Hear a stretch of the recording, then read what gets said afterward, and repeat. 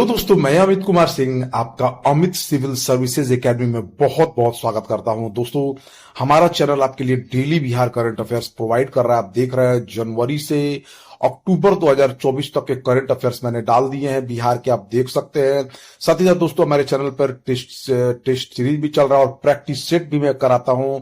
ठीक है दोस्तों, उसी कड़ी में मैं आपके लिए आज आधुनिक भारत के इतिहास के बीपीएससी सीडीपीओ में पूछे हुए लगभग सभी क्वेश्चनों को लेकर हाजिर हूं। दोस्तों, इसको पढ़ने के बाद आपको एक आइडिया मिल जाएगा। और लगभग देखिए दोस्तों, एग्जाम अब 12-13 तारीख का एग्जाम अब 13 दिसंबर को होने वाला है बीपीएससी के एग्जाम, तो समय नहीं बचा है। तो नंबर ऑफ क्वेश्चन प्रैक्टिस कर रहे हैं। तो इसी क्वेश्चन प्रैक्टिस में दोस्तों, मैं आज आधुनिक भारत के इतिहास का लगभग 400 क्वेश्चन आपके साथ हाजिर करूंगा। और दोस्तों, इस पे आपको मजा आने वाला है। तो दोस्तों, इसको पढ़ लीजिए। एग्जाम में आपको जरूर इससे कुछ ना कुछ क्वेश्चन देखने को जरूर मिलेंगे। ठीक है, तो तैयार हो जाइए और हमारे चैनल से जुड़ जाइए। चैनल को सब्सक्राइब कर लीजिए। ठीक है, और दोस्तों, मैं कहना चाहूंगा कि आपको नवंबर बिहार करंट अफेयर्स नवंबर का भी मैंने क्वेश्चन डाल दिया है।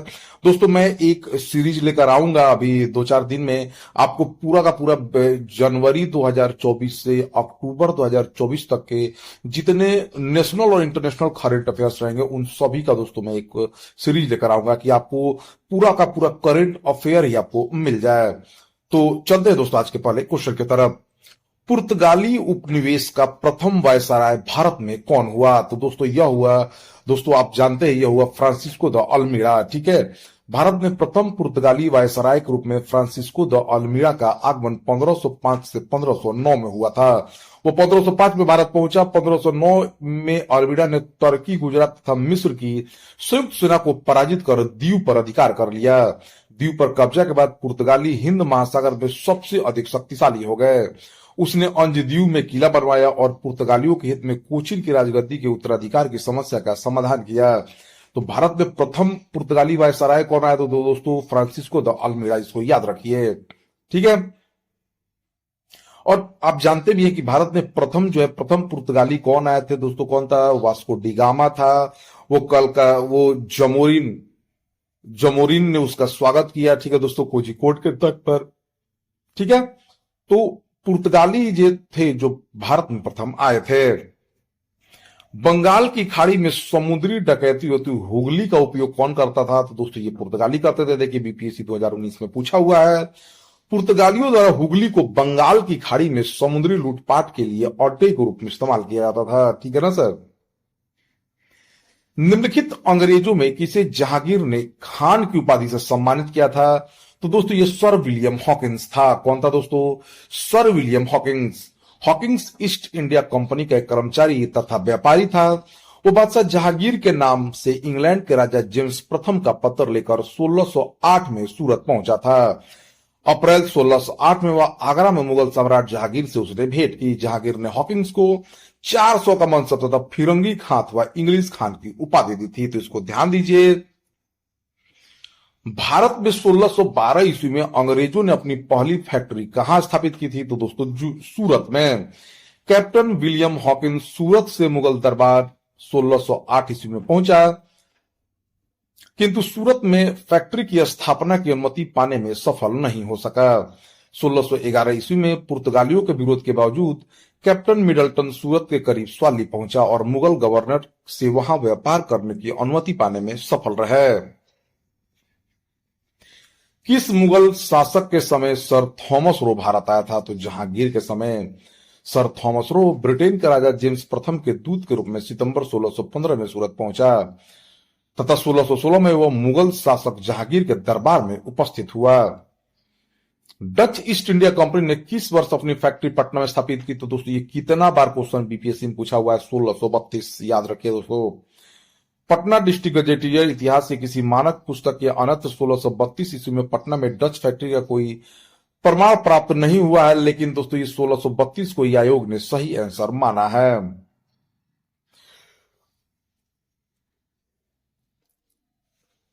निम्नलिखित में से प्रथम कर्नाटक युद्ध का कौन सा तत्कालिक कारण था? देखिए दोस्तों, कर्नाटक का प्रथम युद्ध जो है 1746 से 48 के बीच ऑस्ट्रिया के उत्तराधिकार के लिए हुआ था। ठीक है दोस्तों, ये अंग्रेजों द्वारा फ्रांसीसी जहाजों का अधिग्रहण करने के कारण हुआ था, जो 1740 ईस्वी में हुआ था। ग्रीस सरकारों की आज्ञा के विरुद्ध दोनों दल अंग्रेजों और फ्रांसीसी में 1746 ईस्वी में युद्ध प्रारंभ हुआ। कर्नाटक युद्ध। अंग्रेज कैप्टन बर्नेट के नेतृत्व में अंग्रेजी सेना द्वारा कुछ फ्रांसीसी जहाजों पर अधिकार कर लेना ही युद्ध का तत्कालिक कारण था।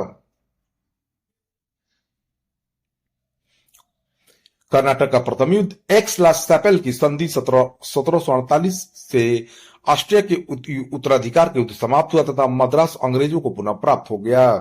कर्नाटक का प्रथम युद्ध सेंट थोमे के युद्ध के लिए स्मरणीय है। 1760 का प्रसिद्ध वांडीवास युद्ध अंग्रेजों द्वारा जो है फ्रांसीसियों के खिलाफ लड़ा गया था। ठीक है दोस्त, देखिए दोस्तों, इसको ध्यान दीजिए। ये किसके किस वांडीवास के युद्ध लड़ा गया था? तो 1760 में लड़ा गया था दोस्तों फ्रांसीसियों और अंग्रेजों के बीच। ठीक है, इसमें कुछ युद्ध के बारे में जानकारी दी। देखिए दोस्तों, अंबर युद्ध हुआ था अगस्त 1749 में। मुजफ्फरपुर, चंदा साहब तथा फ्रांसीसी की संयुक्त सेनाओं ने वेल्लूर के समीप अंबर नामक स्थान पर कर्नाटक के नवाब अनवरुद्दीन को पराजित कर उसकी हत्या कर दी थी। पलासी युद्ध जून 1757 में दोस्तों ये पश्चिम बंगाल के नदिया जिले में हुआ था। आप जानते हैं ये युद्ध स्थल उपस्थित है। अंग्रेजों तथा बंगाल के नवाब सिराजुद्दौला के मध्य युद्ध हुआ था। युद्ध के परिणाम स्वरूप अंग्रेजों का पूरे बंगाल पर नियंत्रण हो गया। ठीक है दोस्तों, इसी युद्ध जो है ना, इसी युद्ध ने, पलासी युद्ध ने ही जो नींव डाली अंग्रेजों की भारत में, और दोस्तों उस पर पूरी तरह मुहर लगा दिया। सबसे निर्णायक युद्ध जो अंग्रेजों का उत्तराधिकार पूरे भारत पर, जो बक्सर का युद्ध है, जो अक्टूबर 1764 में हुआ था। ठीक है, इसमें मीर कासिम, अवध के नवाब शुजाउद्दौला एवं मुगल सम्राट शाह आलम द्वितीय की संयुक्त सेना तथा अंग्रेजों के मध्य हुआ। अंग्रेज विजय है। अंग्रेजी सेना का नेतृत्व हेक्टर मुनरो ने किया था। बक्सर के युद्ध ने पलासी के निर्णयों पर मुहर लगा दी। ठीक है, वांडीवास के युद्ध आप देख ही रहे, अंग्रेजों तथा फ्रांसीसियों के मध्य हुआ। फ्रांसीसी पराजित हो गए। अंग्रेजी सेना का नेतृत्व सर आयरकूट ने किया, जबकि फ्रांसीसी सेना का नेतृत्व काउंट डिलाली ने किया था। निम्न में से किस अंग्रेज अधिकारी ने पुर्तगालियों को स्वाली के स्थान पर हराया था? तो दोस्तों थॉमस वेस्ट ने। 1611 ईस्वी में पुर्तगालियों के विरोध के बावजूद कैप्टन मिडल्टन सूरत के समीप स्वाली पहुंचा। ठीक है, और मुगल गवर्नर से यहां व्यापार करने की अनुमति लेने में सफल हो गया। कैप्टन वेस्ट द्वारा सूरत के बंदरगाह की विजय ने पुर्तगाली एकाधिकार की निरंतरता को भंग कर दिया तथा सूरत में एक अस्थायी रूप से एक फैक्ट्री स्थापित की। यहां से अंग्रेजों ने अपने व्यापार को देश के दूसरे भागों में फैलाया। तो अंग्रेज अधिकारियों ने पुर्तगालियों को स्वाली के स्थान पर थॉमस वेस्ट ने हराया था। ठीक है, उस क्षेत्र की पहचान करें जहां से यूरोपवासियों को सर्वोत्तम सोना और अफीम प्राप्त होता था। तो दोस्तों वह था आपको बिहार। दोस्तों कौन था? बिहार था। अंग्रेजी शासनकाल में भारत का कौन सा क्षेत्र अफीम उत्पादन का केंद्र था? दोस्तों बिहार। देखिए दोस्तों, बक्सर के युद्ध के बाद इलाहाबाद की संधि हुई। इलाहाबाद की संधि के बाद रॉबर्ट क्लाइव ने मुर्शिदाबाद का उपदीवान किसे बना दिया? मोहम्मद रजा खान, सिताब राय। नेक्स्ट ऑप्शन देख लेते हैं क्या है दोस्तों, राय दुर्लभ या सैयद गुलाम हुसैन। तो दोस्तों ऑप्शन हो जाएगा आपको मोहम्मद रजा खान। ठीक है, कौन हो जाएगा दोस्तों? मोहम्मद रजा खान हो जाएंगे। ठीक है, इलाहाबाद की दूसरी संधि अगस्त 1765 के अनुसार भगौड़े सम्राट शाह आलम को अंग्रेजी संरक्षण में ले लिया गया तथा उसे इलाहाबाद में रखा गया। शाह आलम ने अपने 12 अगस्त के फरमान द्वारा कंपनी को बंगाल, बिहार, उड़ीसा की दीवानी अस्थायी रूप से दे दी थी। ठीक है ना, 12 अगस्त 1765 को इलाहाबाद की संधि के अंतर्गत शाह आलम द्वितीय ने बंगाल, बिहार, उड़ीसा की दीवानी स्थायी रूप से अंग्रेजों को दे दी, जिसके बदले कंपनी सम्राट को 26 लाख रुपया देगी तथा निजामत के व्यय के लिए 53 लाख रुपया देगी।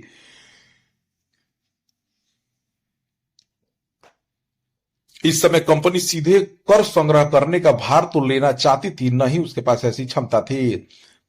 कंपनी ने दीवानी कार्य के लिए 2 उपदीवान, मुर्शिदाबाद बंगाल के लिए मोहम्मद रजा खान तथा बिहार के लिए राजा सिताब राय की नियुक्ति की थी। ठीक है,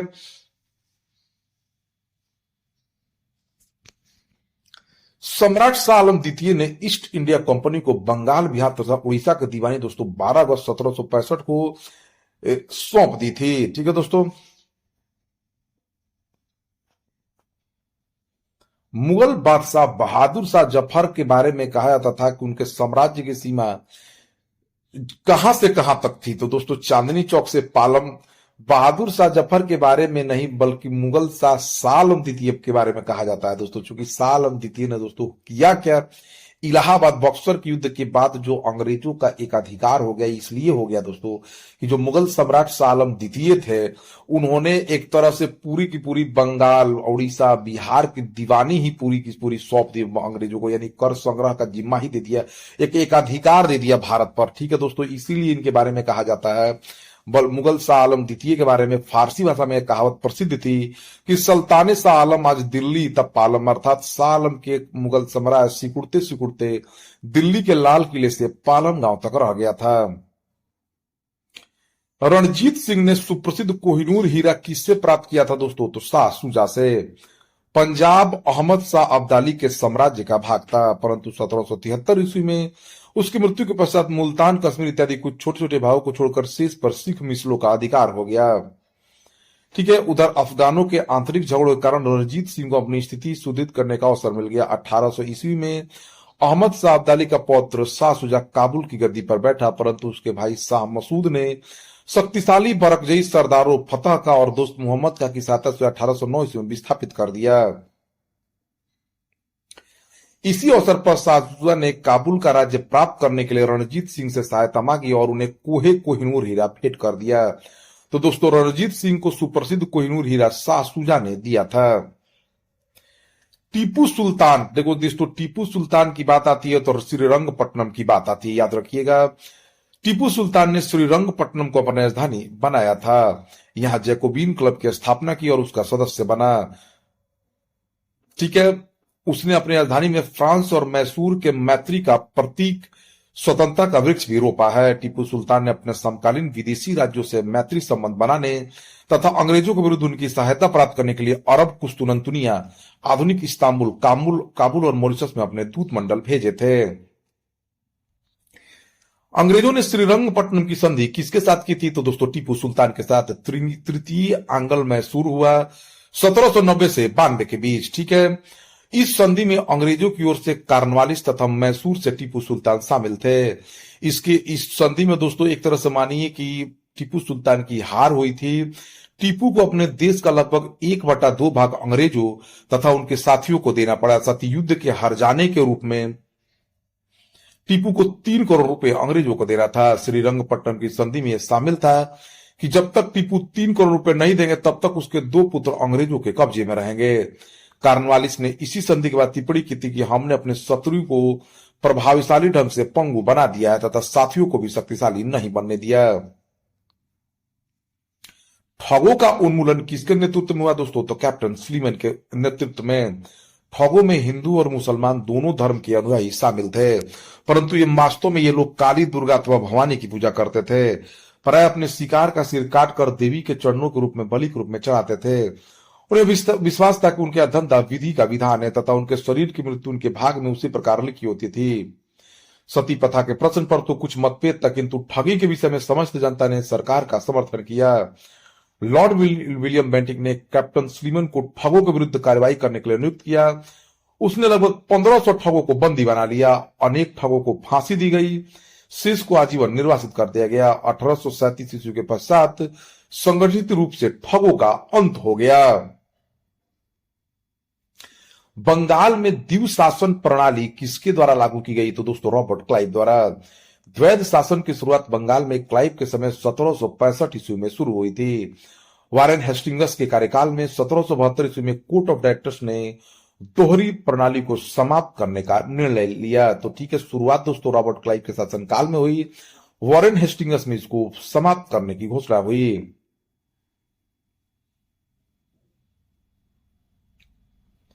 द्वैध शासन का जनक किसको माना जाता है दोस्तों? तो सर लियोनस स्कॉटिश को। सर लियोनस स्कॉटिश को द्वैध शासक का जनक माना था। इसमें दीवानी और विजारत की कानून व्यवस्था की जिम्मेदारी अलग कर दी गई थी। भारत में प्रथम रेलवे लाइन किस ब्रिटिश गवर्नर के समय की है दोस्तों? लॉर्ड डलहौजी के शासनकाल में। भारत में रेल निर्माण की दिशा में प्रथम प्रयास ब्रिटिश गवर्नर लॉर्ड डलहौजी द्वारा किया गया था। प्रथम रेलवे लाइन 1853 में बंबई से थाने के बीच डलहौजी के समय बिछाई गई थी। दूसरी रेलवे लाइन 1854 में कलकत्ता से रानीगंज के बीच बिछाई गई थी। मुंगेर का बरहिया ताल विरोध का उद्देश्य क्या था? देखिए दोस्तों, मुंगेर के बरहिया ताल विरोध का उद्देश्य बकास्त भूमि की वापसी की मांग थी। यह आंदोलन वर्ष 1936 से 38 में कार्यानंद शर्मा के नेतृत्व में चलाया गया था। 1857 में भारत का गवर्नर जनरल कौन था? तो लॉर्ड विलियम कैनिंग था दोस्तों। ठीक है, 1857 के विद्रोह के समय भारत का गवर्नर जनरल लॉर्ड कैनिंग था। लॉर्ड कैनिंग भारत में कंपनी द्वारा नियुक्त अंतिम गवर्नर जनरल तथा ब्रिटिश सम्राट के अधीन नियुक्त भारत का पहला वायसराय था। अंग्रेजी भारतीय सेना में चर्बी वाले कारतूसों से चलने वाली एनफील्ड राइफल कब शामिल की गई थी? तो दोस्तों दिसंबर 1856 में। नेक्स्ट क्वेश्चन, 1857 के विद्रोह का नेतृत्व बिहार में दोस्तों किसने किया? तो बाबू वीर कुंवर सिंह ने दोस्तों। 1857 में जगदीशपुर में विद्रोह का अगुवाई करने वाले कुंवर सिंह बिहार के आरा के जगदीशपुर के रहने वाले थे, दुलौर गांव के। जब उन्होंने अंग्रेजों के विरुद्ध विद्रोह का झंडा बुलंद किया, प्रकृति ने अदम्य शौर्य, वीरता और सेनानायक के आदर्श गुणों से मंडित किया था। इनका जन्म दोस्तों 1780 ईस्वी में हुआ था। इनकी माता का नाम पचरतन कौर और पिता का नाम प्रथम कुंवर सिंह था। इसी कारण इन्हें विद्रोह के दौरान बिहार का सिंह माना जाता। उन्होंने शाहबाद जिले में अंग्रेजों की सत्ता का तख्ता पलट कर दिया, अपनी सरकार स्थापित की। वह कानपुर में संयुक्त आक्रमण के लिए नाना साहब की मदद हेतु कालपी की ओर आगे बढ़े। वह विद्रोह की मसाल को रोहतास, मिर्जापुर, रीवा, बांदा और लखनऊ तक ले गए, जहां उनका अत्यंत सम्मान पूर्वक स्वागत किया गया। अपनी अंतिम सफलता के रूप में उन्होंने गृहनगर जगदीशपुर के निकट अंग्रेजों को बुरी तरह पराजित किया तथा उनका जैक झंडा को उतार कर फेंक दिया। इस युद्ध के दौरान कुंवर सिंह पूरी तरह घायल हुए। 26 अप्रैल 1858 को उनकी मृत्यु हो गई। उनकी मृत्यु के पश्चात भाई अमर सिंह ने 1858 तक अंग्रेजों के विरुद्ध संघर्ष जारी किया। बिहार में 1857 के विद्रोह का नेतृत्व बाबू वीर कुंवर सिंह ने किया। देखिए दोस्तों, एक ही क्वेश्चन कितना बार पूछा हुआ है। जगदीशपुर के किस व्यक्ति ने 1857 के क्रांतिकारियों का नेतृत्व किया? तो कुंवर सिंह। कुंवर सिंह राजा थे जगदीशपुर के। ठीक है दोस्तों,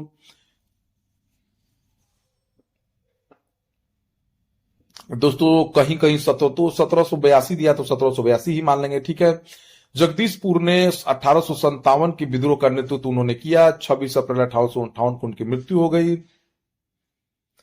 ईस्वी सन 1857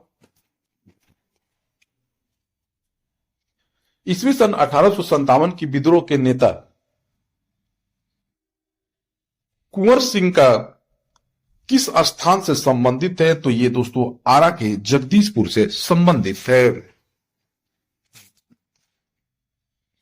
कुंवर सिंह अंग्रेजों के खिलाफ 1857 की विद्रोह में किस जगह शामिल हुए? तो दोस्तों आरा जगदीशपुर में। 25 जुलाई 1857 को दानापुर में सैनिकों की 3 रेजिमेंटों ने विद्रोह कर दिया। 26 जुलाई को ये सैनिक आरा पहुंचे। यहां कुंवर सिंह ने इनका नेतृत्व स्वीकार किया। इनमें से 1857 के विद्रोह में सक्रिय भाग लिया था दोस्तों, सही है, नाना साहब ने दोस्तों कानपुर में भाग लिया था, ये सही है दोस्तों। ठीक है, बेगम हजरत महल जो है, बेगम हजरत महल लखनऊ से थी, एकदम सही है दोस्तों, ये भी सही है। फैजाबाद में किसका है, थोड़ा देख लेते हैं इसको। आगे देखिए, मौलवी फैजाबाद में नेतृत्व मौलवी मोहम्मद ने किया, जबकि बहादुर शाह जबर अंतिम मुगल सरदार की पत्नी बेगम जीनत महल ने अप्रत्यक्ष रूप से इस विद्रोह में भाग लिया था। तो इस प्रकार दिए गए विकल्प में सबसे उचित उत्तर विकल्प यही होगा, इसलिए कि ये सारे सही हैं। पटना के 1857 के स्वतंत्रता संग्राम के नेता कौन थे दोस्तों? तो राजपूत कुंवर सिंह थे। 1857 के विद्रोह में 15 जुलाई 1857 से 20 जनवरी 1858 तक केंद्र था दोस्तों जगदीशपुर, आरा का जगदीशपुर। जगदीशपुर के राजा थे कुंवर सिंह। कुंवर सिंह ने 1857 के विद्रोह का नेतृत्व किस प्रांत से किया? तो दोस्तों बिहार से। ये बार बार क्वेश्चन पूछा हुआ दोस्तों। 1857 के विद्रोह का नेतृत्व बिहार में किसने किया? तो कुंवर सिंह ने। बिहार में 1857 का विद्रोह का नेतृत्व कुंवर सिंह। एक ही क्वेश्चन को कितना बार पूछा हुआ है दोस्तों। निम्न में से कौन 1857 के विद्रोह में अंग्रेजों का सबसे कट्टर दुश्मन था? तो दोस्तों मौलवी अहमदुल्ला शाह थे। मौलवी अहमदुल्ला शाह ने फैजाबाद में विद्रोह को अपना नेतृत्व प्रदान किया। ये अंग्रेजों के सबसे कट्टर दुश्मन थे। वो मूलतः तमिलनाडु में अरकाट के रहने वाले थे, पर वो फैजाबाद में आकर बस गए थे। उन्होंने भारत के विभिन्न धर्मानुयायियों का आह्वान करते हुए कहा कि सारे लोग काफिर अंग्रेजों के विरुद्ध खड़े हो जाओ और उन्हें भारत से बाहर खदेड़ दो। 1857 के विद्रोह को किस उर्दू कवि ने देखा था? तो दोस्तों गालिब ने 1857 के विद्रोह को मिर्जा गालिब ने अपनी आंखों से देखा था। निम्न में से कौन ईस्ट इंडिया कंपनी के सिपाहियों को विद्रोही बनाने का कारण था? तो अधिकारियों की अक्षमता।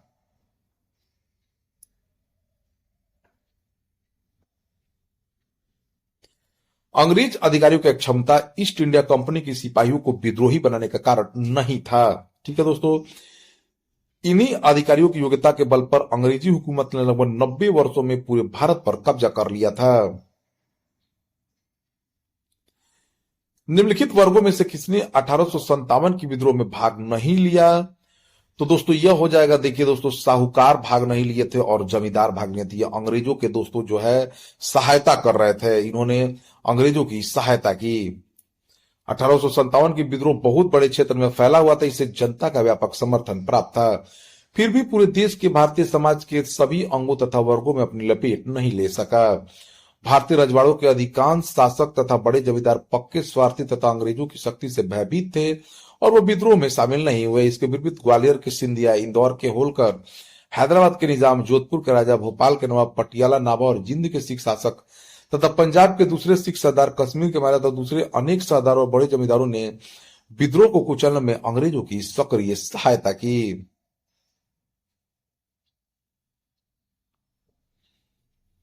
निम्नलिखित में से कौन सा कथन सही है? 1857 में दरभंगा, डुमराव और हटवा के महाराजाओं और उनके साथी जमींदारों ने आदमी तथा पैसे से अंग्रेजों की मदद की। एकदम सही है दोस्तों, ये पहला ही सही हुआ। अभी मैंने बताया भी दोस्तों कि 1857 के स्वतंत्रता संग्राम में बिहार के कुछ प्रमुख जमींदारों ने अंग्रेजों की धन एवं जन दोनों से बड़ी सहायता की थी। अंग्रेजों की इस प्रकार की मदद पहुंचाने वाले जमींदारों में दरभंगा, डुमराव और हटवा के जमींदार शामिल थे। 1857 की विद्रोह से बिहार का कौन सा भाग अप्रभावित रहा था? तो दोस्तों मुंगेर सिर्फ अप्रभावित रहा था और सब जगह दोस्तों आप जानते हैं कि पटना में पीर अली, जगदीशपुर में, आरा में वीर कुंवर सिंह, ये सब थे ही लोग दोस्तों। 1857 की विद्रोह के दौरान बिहार में आरा, दानापुर, पटना, मुजफ्फरपुर तथा शाहाबाद विद्रोह के प्रमुख केंद्र थे। पटना में पीर अली पुस्तक विक्रेता ने विद्रोहियों का नेतृत्व किया था। ग्रामीण जनता के बीच अंग्रेजी हुकूमत के विरुद्ध जो विद्रोही काम कर रहे थे, उन्होंने विद्रोही सिपाहियों का समर्थन किया। 1857 का विद्रोह लखनऊ में दोस्तों के नेतृत्व में आगे बढ़ा तो बेगम ऑफ अवध। ठीक है दोस्तों, लखनऊ में विद्रोह का प्रारंभ 30 मई 1857 को हुआ। यहां विद्रोह का नेतृत्व बेगम हजरत महल ने किया था। 1857 का विद्रोह मुख्य रूप से किस कारण था? हिंदू मुस्लिम की एकता की कमी, किसी सामान्य योजना और केंद्रीय संगठन की कमी। दोस्तों इसमें तो बी ही ऑप्शन हमको लगता है ज्यादा ये जरूरी है, क्योंकि जनता में एकता की भावना नहीं थी और संगठन कोई नहीं था। 1857 की विद्रोह की सफलता का मुख्य कारण किसी सामान्य योजना एवं केंद्रीय संगठन की कमी थी। विद्रोहियों के नेताओं में कोई संगठन की भावना देखने में नहीं आई। 82 वर्षीय बहादुर शाह जफर कमजोर था, उसके द्वारा विभिन्न सरदारों का आह्वान करना काफी नहीं था, तो संगठन की कमी यह इसके कारण असफल हुई। 1857 में प्रथम स्वतंत्रता संग्राम ब्रिटिश सरकार से स्वतंत्रता प्राप्त करने में असफल रहा। सही है दोस्तों, बहादुर शाह जफर का नेतृत्व को जन सहयोग नहीं मिला था और अधिकांश महत्वपूर्ण रियासतों के शासक उनका साथ देने में कतरा गए। तो दोस्तों ये और स्पष्टीकरण भी है, ये 82 वर्ष का बूढ़ा सरदार, बूढ़ा हम लोग का शासक था, उसका सहयोग कोई नहीं कर रहा था और असफल भी रहा क्योंकि एक संगठन की कमी थी।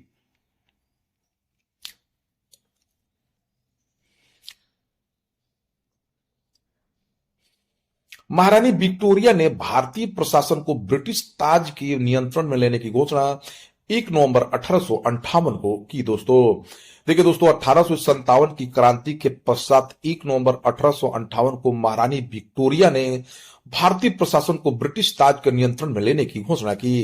इस घोषणा के बाद भारत में कंपनी के शासन को समाप्त कर भारत को सीधे ब्रिटिश क्राउन के अधीन कर दिया गया। एक भारत मंत्री या सचिव तथा 15 सदस्यों वाली इंडियन काउंसिल की स्थापना की गई। भारतीय गवर्नर जनरल लॉर्ड कैनिंग को ही भारत का प्रथम वायसराय बनाया गया। 1857 के विद्रोह के बाद ब्रिटिश सरकार ने सिपाहियों को किन प्रांतों से चयन किया? तो दोस्तों ज्यादातर गोरखा, सिख, पंजाबी प्रांत से किया गया। निम्न में से किसने 1857 के विद्रोह को एक षड्यंत्र की संज्ञा दी है? तो दोस्तों सर जेम्स आउटरम और डब्ल्यू टेलर ने 1857 के विद्रोह को हिंदू मुस्लिम षड्यंत्र की संज्ञा की परिणाम बताया है। आउटरम का विचार था कि यह मुस्लिम षड्यंत्र था। जॉन लॉरेंस और सीले के अनुसार यह केवल एक सैनिक विद्रोह था। सर जॉन सीले के अनुसार 1857 का विद्रोह एक पूर्णतः देशभक्ति रहित और स्वार्थी सैनिक विद्रोह था। 1857 की विद्रोह को किसके द्वारा प्रथम भारतीय स्वतंत्रता संग्राम के रूप में वर्णित किया गया? तो दोस्तों ये है ऑप्शन, हम लोग देख लेते हैं आरसी में। तो ये दोस्तों बी डी सावरकर है। ठीक है, बी डी सावरकर ने 1857 के विद्रोह को प्रथम भारतीय स्वतंत्रता संग्राम के रूप में वर्णित किया है। बी डी सावरकर ने अपनी पुस्तक the Indian war of independence 1857 में 1857 के विद्रोह को सुनियोजित स्वतंत्रता संग्राम की संज्ञा दी है। निम्न में से कौन सा आयोग 1857 की विद्रोह दमन के बाद भारतीय फौज के नव संगठन से संबंधित है? तो दोस्तों ये पील आयोग था। ठीक है, पील आयोग द्वारा भर्ती किया गया 1857 के विद्रोह के बाद भारतीय सैनिकों का। नील विद्रोह किसके बारे में था? रैयत नील की खेती नहीं करना चाहते थे पर जबरदस्ती करवाया तथा रैयत नील की खेती करना चाह रहे थे पर उन्हें जबरदस्ती रोका जा रहा था। रैयत नील की खेती नहीं करना चाहते थे पर उनसे एक अमान्य मूल्य पर जबरदस्ती, यही होगा दोस्तों, वो नहीं करना चाहते थे लेकिन उनसे जबरदस्ती एक अमान्य मूल्य पर जो नहीं था उसे कराया जा रहा था। 1859 ईस्वी में बंगाल के नदिया जिले के गोविंदपुर में विष्णु विश्वास और दिगंबर विश्वास के नेतृत्व में नील मकान मालिकों के विरुद्ध विद्रोह हुआ। यह आंदोलन नील विद्रोह के नाम से जाना जाता है। विद्रोह का मूल कारण ददनी प्रथा थी, जिसमें बगान मालिकों को नील की खेती के लिए कुछ पैसा अग्रिम भुगतान कर देता था। इस भुगतान के बदले किसान नील उगाने तथा उपज उसी बगान मालिक को पूर्व निर्धारित दर पर नील बेचने के लिए बाध्य हो जाता था। इस प्रकार की बेगार कृषि के विरुद्ध किसानों का विद्रोह नील विद्रोह था। इस पर दीन बंधु मित्र ने नील दर्पण नामक नाटक भी लिखा है। तो दोस्तों ये बहुत इंपॉर्टेंट क्वेश्चन हो जाता है। नील कृषकों की दुर्दशा पर लिखी गई पुस्तक नील दर्पण के लेखक कौन थे? तो दोस्तों दीन बंधु मित्र थे। वह प्रथा जिसके तहत किसान स्वयं भूमि का मालिक होता है और सरकार को भू राजस्व के भुगतान के लिए जिम्मेदार है, ये रैयतवाड़ी प्रथा है दोस्तों। ठीक है, रैयतवाड़ी प्रथा के अंतर्गत किसान स्वयं भूमि का मालिक होता है और सरकार को भू राजस्व के भुगतान के लिए जिम्मेदार माना जाता है। पागल पंथ की स्थापना किसने की थी? तो दोस्तों ये थे करमशाह ने। पागल पंथ एक अर्ध धार्मिक संप्रदाय था जिसने उत्तरी बंगाल के करमशाह ने चलाया था। करमशाह का पुत्र तथा उत्तराधिकारी टीपू धार्मिक और तथा राजनीतिक उद्देश्यों से प्रेरित था। उसने जमींदारों के द्वारा मुजारों पर किए गए अत्याचारों के विरुद्ध आंदोलन किया। 1825 में टीपू ने शेरपुर पर अधिकार कर लिया तथा राजा बन बैठा। फराजी कौन थे? फराजी दोस्तों हाजी शरीयतुल्लाह के अनुयायी थे। फराजी लोग बंगाल के फरीदपुर के हाजी शरीयतुल्लाह द्वारा चलाए गए संप्रदाय के अनुयायी थे। ये लोग अनेक धार्मिक, सामाजिक तथा राजनीतिक आमूल परिवर्तनों का प्रतिपादन करते थे। शरीयतुल्लाह के पुत्र दादू मियां ने बंगाल से अंग्रेजों को निकालने की योजना बनाई। यह विद्रोह 1838 से 1860 के दौरान चलता रहा। अंत में इस पर संप्रदाय के अनुयायी वहाबी दल में शामिल हो गए। तो फराजी आंदोलन दोस्तों 1838 से 1860। फराजी आंदोलन की शुरुआत किसने की? तो दोस्तों फराजी आंदोलन की शुरुआत हाजी शरीयतुल्लाह ने। कूका आंदोलन को किसने संगठित किया? तो दोस्तों कूका आंदोलन को गुरु राम सिंह ने। कूका आंदोलन वहाबी आंदोलन से बहुत कुछ मिलता जुलता था। दोनों धार्मिक आंदोलन के रूप में आरंभ हुए किंतु बाद में राजनीतिक आंदोलन के रूप में परिवर्तित हो गए, जिसका सामान्य उद्देश्य अंग्रेजों को देश से बाहर निकालना था। पश्चिमी पंजाब में कूका आंदोलन की शुरुआत 1840 के दशक में भगत जवाहरलाल द्वारा की गई थी, जिन्हें मुख्यतः सियान साहब के नाम से पुकारा जाता था। गुरु राम सिंह ने कूका आंदोलन को संगठित किया। 1875 के दक्कन के दंगों का तात्कालिक कारण था दोस्तों महाजनों के द्वारा ऊंची दर पर ब्याज लेना। 1875 के दक्कन विद्रोह के अनेक कारण थे, जैसे महाजनों द्वारा ऊंची दर पर ब्याज और कृषकों का अस्थायी रूप से कर्जदान होना। भू राजस्व की ऊंची ब्याज दर भी इस विद्रोह का कारण था। महाराष्ट्र में रामोसी कृषक जत्था किसने स्थापित की थी? तो दोस्तों वासुदेव बलवंत फड़के ने। प्रारंभिक क्रांतिकारियों में अग्रगण्य वासुदेव बलवंत फड़के 1845 से 1883 तक इनका रहा। बंबई प्रेसिडेंसी के रामोसी जनजाति को लोगों को संगठित करके प्रशिक्षित लड़ाकू बल में परिवर्तित कर दिया। इन्हें काला पानी की सजा दी गई थी वासुदेव बलवंत फड़के को।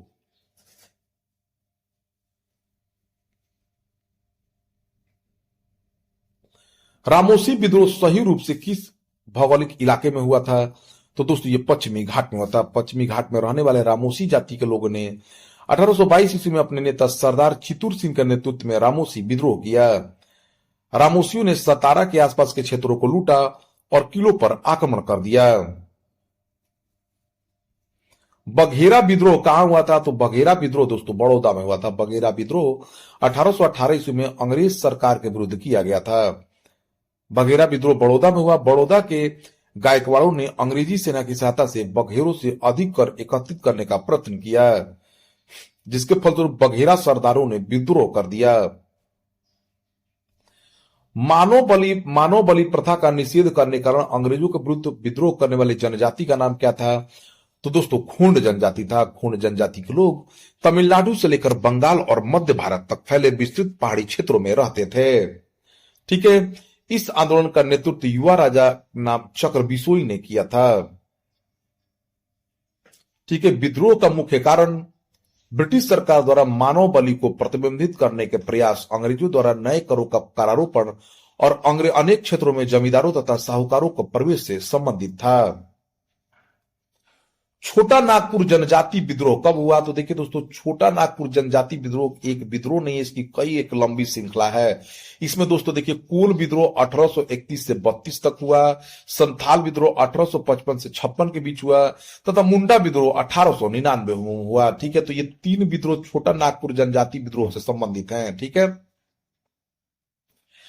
1855 में संथालों ने किस अंग्रेज कमांडर को हराया था? दोस्तों 1855 में संथालों का विद्रोह शुरू हुआ। इसके हीरो सिद्धू कांदू चांद भैरव थे।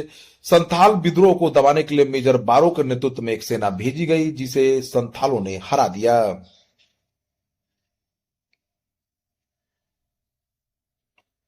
1855 में संथाल विद्रोह का नेतृत्व सिद्धू कांदू चांद भैरव ने दोस्तों किया था।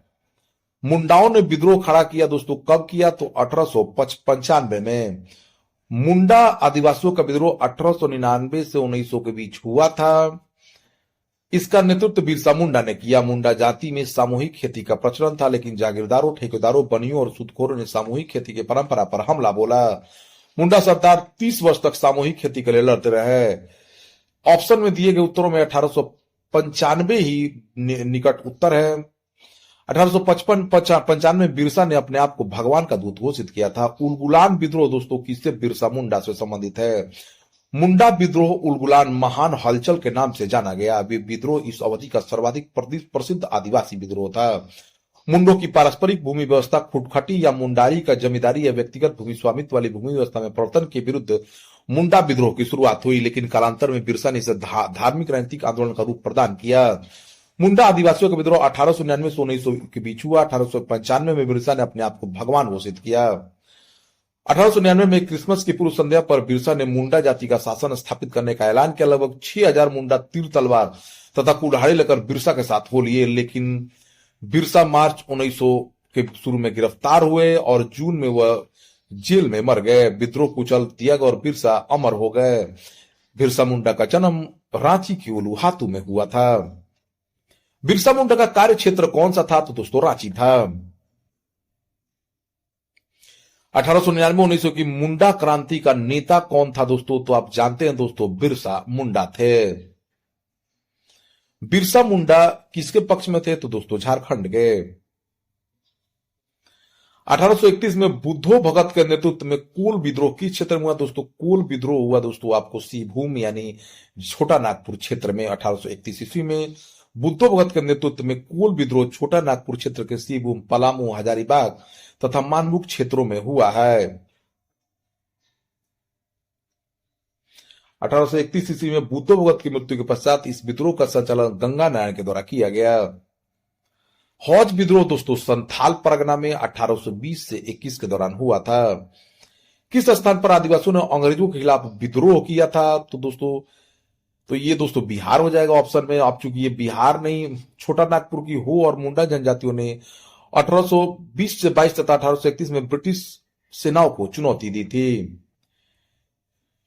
इनमें से किसने अंग्रेज ईस्ट इंडिया कंपनी के कंट्रोल के खिलाफ बगावत नहीं किया था? तो बगावत में हैदराबाद का निजामी हो दोस्तों अंग्रेजों के खिलाफ बगावत नहीं किया था ये लोग। बंकिम चंद्र चटर्जी के आनंद मठ में किस विद्रोह का है? तो दोस्तों इसमें सन्यासी विद्रोह की आधारशिला रखी गई है। बंकिम चंद्र चटर्जी कृति आनंद मठ का कथानक सन्यासी विद्रोह पर आधारित है। वंदे मातरम गीत आनंद मठ से ही लिया गया है।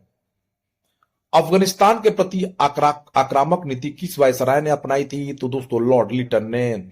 1876 ईस्वी में लॉर्ड लिटन ने वायसराय बनकर आने पर अफगानिस्तान के प्रति अपनी अपनाई गई नीति में परिवर्तन किया। कुशल अकर्मण्यता की नीति के स्थान पर अग्रगामी नीति का अनुसरण होने लगा।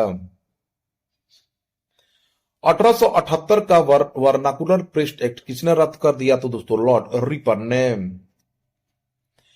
देखिए दोस्तों लॉर्ड रिपन ने 1882 ईस्वी में वर्नाकुलर प्रेस्ट एक्ट को रद्द कर दिया।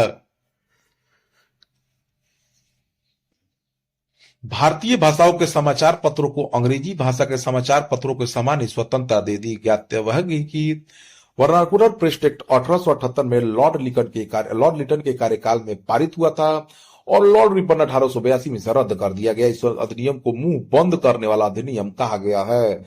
इस अधिनियम का सबसे घिनौना पक्ष यह था कि इसके अनुसार देसी भाषा तथा अंग्रेजी भाषा के समाचार पत्रों में भेदभाव किया गया था। इसमें अपराधी को अपील करने का इस एक्ट द्वारा जिला मजिस्ट्रेट को यह अधिकार था कि वो किसी भी भारतीय भाषा के समाचार पत्र से बॉन्ड पेपर पर हस्ताक्षर करवा ले कि वह कोई भी ऐसी सामग्री नहीं छापेगा जो सरकार विरोधी हो। कानून का विरोध करने वाले मुद्रालयों की जमानत को मजिस्ट्रेट रद्द कर सकता था। अस्थाई बंदोबस्त किसके साथ किया गया? तो दोस्तों जमींदारों के साथ। 1793 ईस्वी में कॉर्नवालिस ने भू राजस्व की अस्थाई बंदोबस्त प्रणाली को शुरू किया। ठीक है दोस्तों, इसके तहत दोस्तों भूमि लगान का 10/11 भाग कंपनी को देना होता था, 1/11 भाग सेवाएं अपने पास रखता था। बिहार में परमानेंट सेटलमेंट लागू करने का कारण क्या था? भू राजस्व का राजस्व निर्णय करना। लॉर्ड कॉर्नवालिस ने भू राजस्व व्यवस्था आरंभ में 10 वर्षीय व्यवस्था के रूप में 1790 ईस्वी में लागू की गई थी, जो अस्थायी बंदोबस्त के रूप में स्थापित हुई 1793 में। रैयतवाड़ी व्यवस्था सर्वप्रथम कहां लागू की गई? तो दोस्तों मद्रास में। रैयतवाड़ी व्यवस्था सर्वप्रथम मद्रास प्रेसिडेंसी में अलेक्जेंडर रीड द्वारा 1792 में तमिलनाडु के बारामहल क्षेत्र में लागू की गई थी। इसके बाद यह व्यवस्था बंबई प्रेसिडेंसी में भी लागू हुई। टॉमस मुनरो का संबंध रैयतवाड़ी व्यवस्था से है। 1885 में बंगाल और बिहार में भूमि पर किराएदारों के अधिकारों को बंगाल किराएदारी अधिनियम द्वारा दिया गया था। ठीक है। सत्यार्थ प्रकाश की रचना की थी दोस्तों स्वामी दयानंद सरस्वती द्वारा।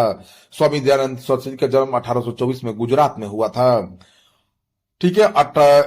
एक ब्राह्मण कुल में उन्होंने 1860 में मथुरा में स्वामी बिरजानंद जी से वेदों के शुद्ध तथा वैदिक धर्म के प्रति अगाध श्रद्धा थी। ठीक है। 1875 में उन्होंने बंबई में आर्य समाज की स्थापना की। दोस्तों यही क्वेश्चन पूछता है।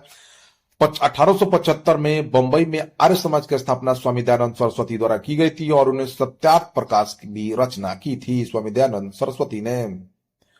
अमृत बाजार पत्रिका की स्थापना किसने की? अमृत बाजार पत्रिका दोस्तों तो ये दोस्तों की थी शिशिर कुमार घोष ने। अमृत बाजार पत्रिका की स्थापना मोतीलाल घोष तथा शिशिर कुमार घोष ने 1868 में कलकत्ता में की। प्रारंभ में बंगाली भाषा में प्रकाशित होती थी।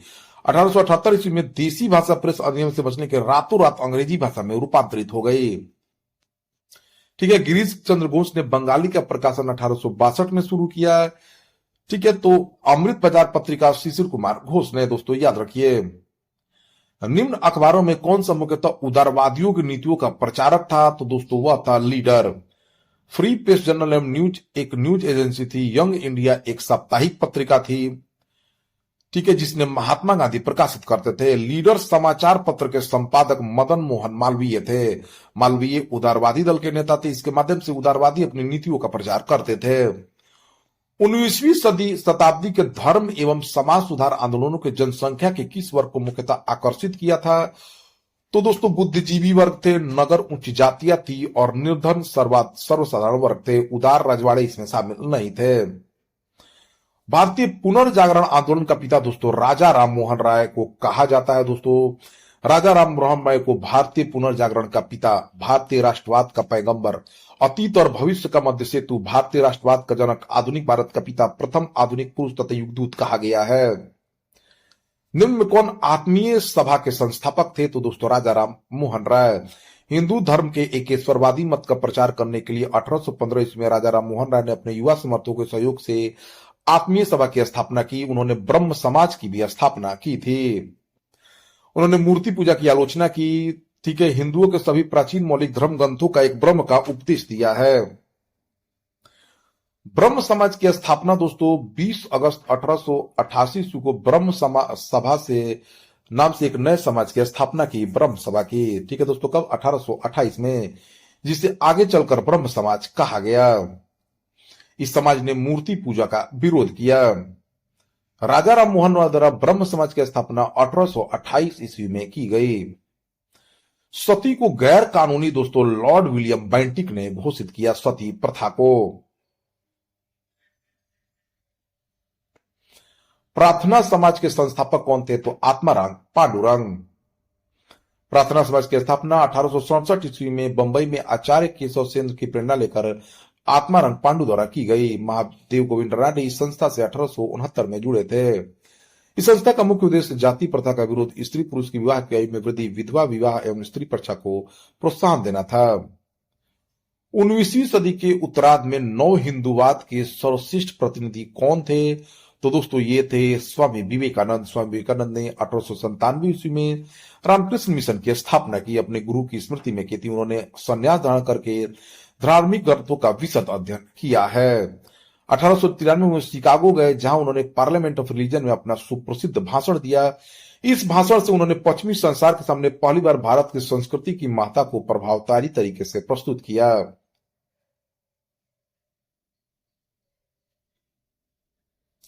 इनमें से किसने 1893 में शिकागो में आयोजित धर्म संसद में भाग लिया? तो दोस्तों स्वामी विवेकानंद थे। स्वामी विवेकानंद ने रामकृष्ण मिशन की स्थापना 1897 में की थी। स्वामी विवेकानंद दक्षिणेश्वर के स्वामी कहे जाने वाले रामकृष्ण परमहंस के शिष्य थे। स्वामी दयानंद सरस्वती द्वारा स्थापित समाज आर्य समाज था। स्वामी दयानंद सरस्वती ने 1875 में बंबई में आर्य समाज की स्थापना की, जिसका मुख्य उद्देश्य प्राचीन वैदिक धर्म की शुद्ध रूप से पुनः स्थापना करना था।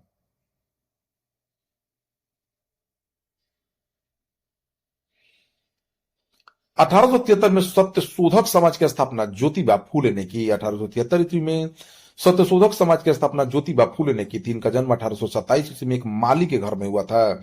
इन्होंने शक्तिशाली गैर ब्राह्मण आंदोलन का संचालन किया। उन्होंने अपनी पुस्तक गुलामगिरी एवं अपने संगठन सत्य शोधक समाज के द्वारा पाखंडी ब्राह्मणों एवं उनके अवसरवादी धर्म ग्रंथों से निम्न जातियों की रक्षा की आवश्यकता पर बल दिया है। सत्य शोधक समाज की स्थापना डॉक्टर ज्योतिबा फूले ने की थी। थियोसोफिकल सोसाइटी की स्थापना दोस्तों मैडम एच.पी. ब्लावेट्स्की ने की थी। थियोसोफिकल सोसाइटी की स्थापना एक रूसी महिला मैडम एच.पी. ब्लावेट्स्की अमेरिकी सैनिक अधिकारी कर्नल अल्कोट विलियम क्वांजज द्वारा 1875 ईस्वी में न्यूयॉर्क में की गई थी। इस सोसाइटी के संस्थापक 1882 ईस्वी में मद्रास के पास अडियार नामक स्थान पर सोसाइटी का मुख्यालय स्थापित किया गया। इसका मुख्य उद्देश्य प्राचीन हिंदू धर्म में लोगों के आत्मविश्वास को जगाना तथा धर्म को समाज सेवा का मुख्य आधार बनाना था। 1828 में ब्रह्म समाज की स्थापना राजा राम मोहन राय ने की। 1897 में स्वामी विवेकानंद द्वारा रामकृष्ण मिशन की स्थापना की गई। भारतीय राष्ट्रीय कांग्रेस की प्रथम महिला अध्यक्ष दोस्तों श्रीमती एनी बेसेंट थी। एनी बेसेंट आंगल एयरलैंड से संबंधित थी। वो वर्ष 1907 से 1933 तक थियोसोफिकल सोसाइटी की प्रधान रही। वर्ष 1916 में होम रूल लीग का गठन किया। वर्ष 1917 में उन्होंने भारतीय राष्ट्रीय कांग्रेस की पहली महिला अध्यक्ष बनी। वर्ष 1925 में कानपुर में हुए भारतीय राष्ट्रीय कांग्रेस के 40वें अधिवेशन में सरोजिनी नायडू भारतीय राष्ट्रीय कांग्रेस की प्रथम भारतीय महिला अध्यक्ष बनी और दूसरी महिला अध्यक्ष थी। भारतीय राष्ट्रीय कांग्रेस की प्रथम महिला अध्यक्ष दोस्तों एनी बेसेंट थी। भारत में नारी आंदोलन किनकी प्रेरणा से प्रारंभ हुआ? तो दोस्तों ज्योतिबा फूले से। भारत में नारी आंदोलन ज्योतिबा फूले की प्रेरणा से प्रारंभ हुआ। ज्योतिबा फूले मानते थे कि महिलाओं एवं दलितों का उत्थान करके ही सामाजिक बुराइयों को दूर किया जा सकता है। 1848 ईस्वी में उन्होंने लड़कियों के लिए स्कूल खोला। ये लड़कियों के लिए भारत का प्रथम स्कूल था। आधुनिक भारत में महिला आंदोलन की प्रेरणा स्रोत रमाबाई रानाडे रही हैं। महादेव गोविंद रानाडे की पत्नी श्री रमाबाई ने सेवा सदन नामक स्थापना की थी। यदि अगर विकल्प में रमाबाई नाम होता तो यही उत्तर सही होता। तो इसमें ऑप्शन दिए गए ऑप्शनों में ज्योतिबा फूले सर्वश्रेष्ठ हैं। प्रार्थना समाज, यंग इंडिया, लोक हितवादी, सत्य शोधक समाज, रहनुमाई मजदेवसन सभा के लिए निम्न विकल्पों पर सही उत्तर दिया जाए। तो बताइए दोस्तों कौन सा ऑप्शन सही होगा? तो हम लोग इसमें चुनते हैं दोस्तों कौन सा ऑप्शन सही होगा। तो दोस्तों ऑप्शन प्रार्थना समाज की स्थापना किसने की थी? दोस्तों आत्मारंग पांडुरंग ने। यंग इंडिया जो है हमारे घात का मोहनदास करमचंद्र गांधी। लोक हितवादी गोपाल हरि देशमुख। सत्यशोधक समाज के अपना ज्योतिबा फूले। और जो है रहनुमाई महजदेवसन सभा जो है नौरोजी फुरंदोन जी ने किया था। तो दोस्तों ऑप्शन बी सही हो जाएगा। इसके बारे में थोड़ा विस्तृत जान लेते हैं। प्रार्थना समाज की स्थापना 1867 बंबई में आचार्य केशव चंद्र सेन की प्रेरणा से आत्मारंग पांडु द्वारा किया गया था। महात्मा गांधी द्वारा इंडियन ओपिनियन, हरिजन, यंग इंडिया तथा नवजीवन समाचार पत्र निकाले गए थे। महाराष्ट्र के समाज सुधारक गोपाल हरि देशमुख लोक हितवादी के रूप में प्रख्यात थे। 1873 में सत्यशोधक समाज की स्थापना ज्योतिबा फूले ने की थी। 1851 में नौरोजी फुरदोंजी ने अन्य पारसी सहयोग के साथ रहनुमाई मजदूसन सभा की स्थापना की। नाई धोबी बंद सामाजिक बॉयकाट एक स्वरूप था जो 1919 में हुआ। दोस्तों ये किसानों द्वारा प्रतापगढ़ में चलाया गया था। पंजाब भूमि हस्तांतरण अधिनियम कब पारित किया गया? तो 1900 में। अवध के एका आंदोलन का उद्देश्य क्या था? तो दोस्तों इसका उद्देश्य लगान का नगद में परिवर्तन था। एका आंदोलन 1921-22 का नेतृत्व पिछड़ी जाति के मदारी पासी ने किया था। इस आंदोलन में जो है हरदोई, बाराबंकी, बहराइच तथा सीतापुर थे। ठीक है ना। किसानों ने लगान में बढ़ोतरी और उपज के रूप में लगान में बढ़ोतरी का वसूल करने की प्रथा को लेकर की थी। स्वामी सहजानंद दोस्तों किसान नेता है और बिहार के किसान आंदोलनों में इनका बहुत बड़ा योगदान है। 1936 में अखिल भारतीय किसान सभा का आयोजन दोस्तों लखनऊ में इन्होंने किया था। बिहार में जो भी 1928 में इन्होंने किसान सभा की स्थापना की। स्वामी सहजानंद निम्न में से किसने संबंधित है? तो ये बिहार में किसान आंदोलन से संबंधित है। बिहार में किसान आंदोलन के साथ जुड़े कौन कौन से लोग हैं? तो दोस्तों देखिए बिहार में किसान आंदोलन से राजेंद्र प्रसाद बिहार में किसान आंदोलन से जुड़े हुए थे। डॉक्टर राजेंद्र प्रसाद 1946 में गठित अंतिम सरकार में खाद्य एवं कृषि मंत्री थे। ये संविधान सभा के अध्यक्ष थे। संविधान लागू होने के बाद भारत के प्रथम राष्ट्रपति भी बने हैं। सुरक्षा प्रकोष्ठ की नीति संबंधित है दोस्तों किससे? तो वारेन हेस्टिंग्स से। सुरक्षा प्रकोष्ठ या घेरे की नीति से वारेन हेस्टिंग्स तथा वेलेस्ली संबंधित थे। वारेन हेस्टिंग्स ने मैसूर और मराठों के साथ युद्ध के अन्य भारतीय राष्ट्रों के साथ बराबरी की पदवी प्राप्त करने की भावना से किया। इस समय कंपनी अपने राज्य के चारों ओर मध्य राज्य बनाने का प्रयत्न किया। इसका उद्देश्य अपने राज्य की रक्षा करना था। अब तो हम यह भी कह सकते अपने पड़ोसी राज्य की सीमाओं की रक्षा करो ताकि अपनी सीमाएं सुरक्षित रहे। निम्न में से किसने बंगाल में द्वैध शासन प्रणाली को समाप्त कर दिया? तो दोस्तों ये वारेन हेस्टिंग्स था। रॉबर्ट क्लाइव के शासनकाल में दोस्तों ये शुरू हुआ था। ठीक है। और इसको खत्म कर दिया दोस्तों वारेन हेस्टिंग्स ने। लॉर्ड वेलेस्ली की सहायक संधि को स्वीकार करने वाला पहला मराठा सरदार कौन था? तो दोस्तों पेशवा बाजीराव थे।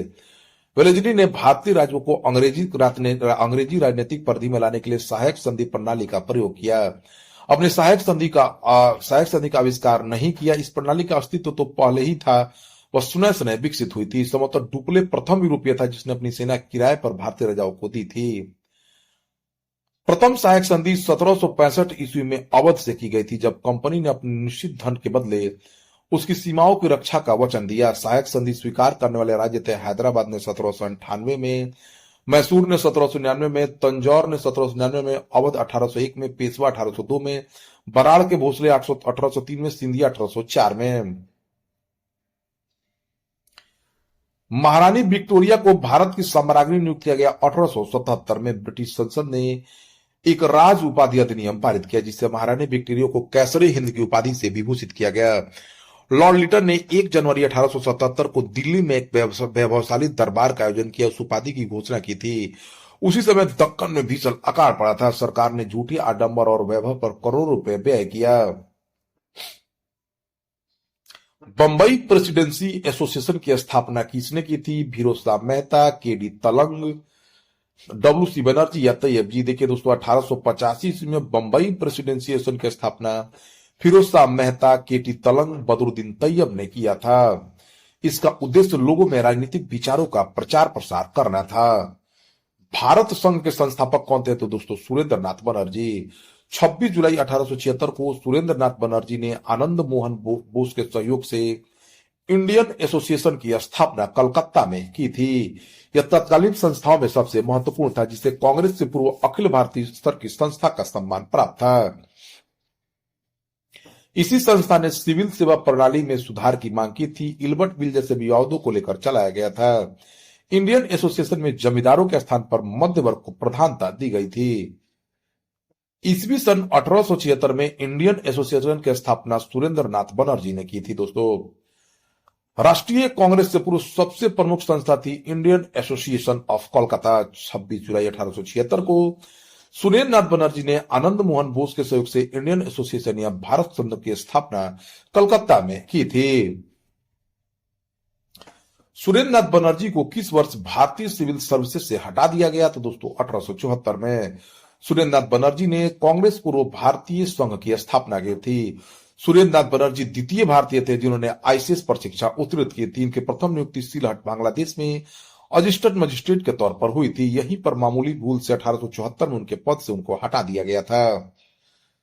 राजनीतिक सुधारों को लेकर विरोध करने वाले प्रथम भारतीय कौन थे? तो दोस्तों राजा राम मोहन राय थे।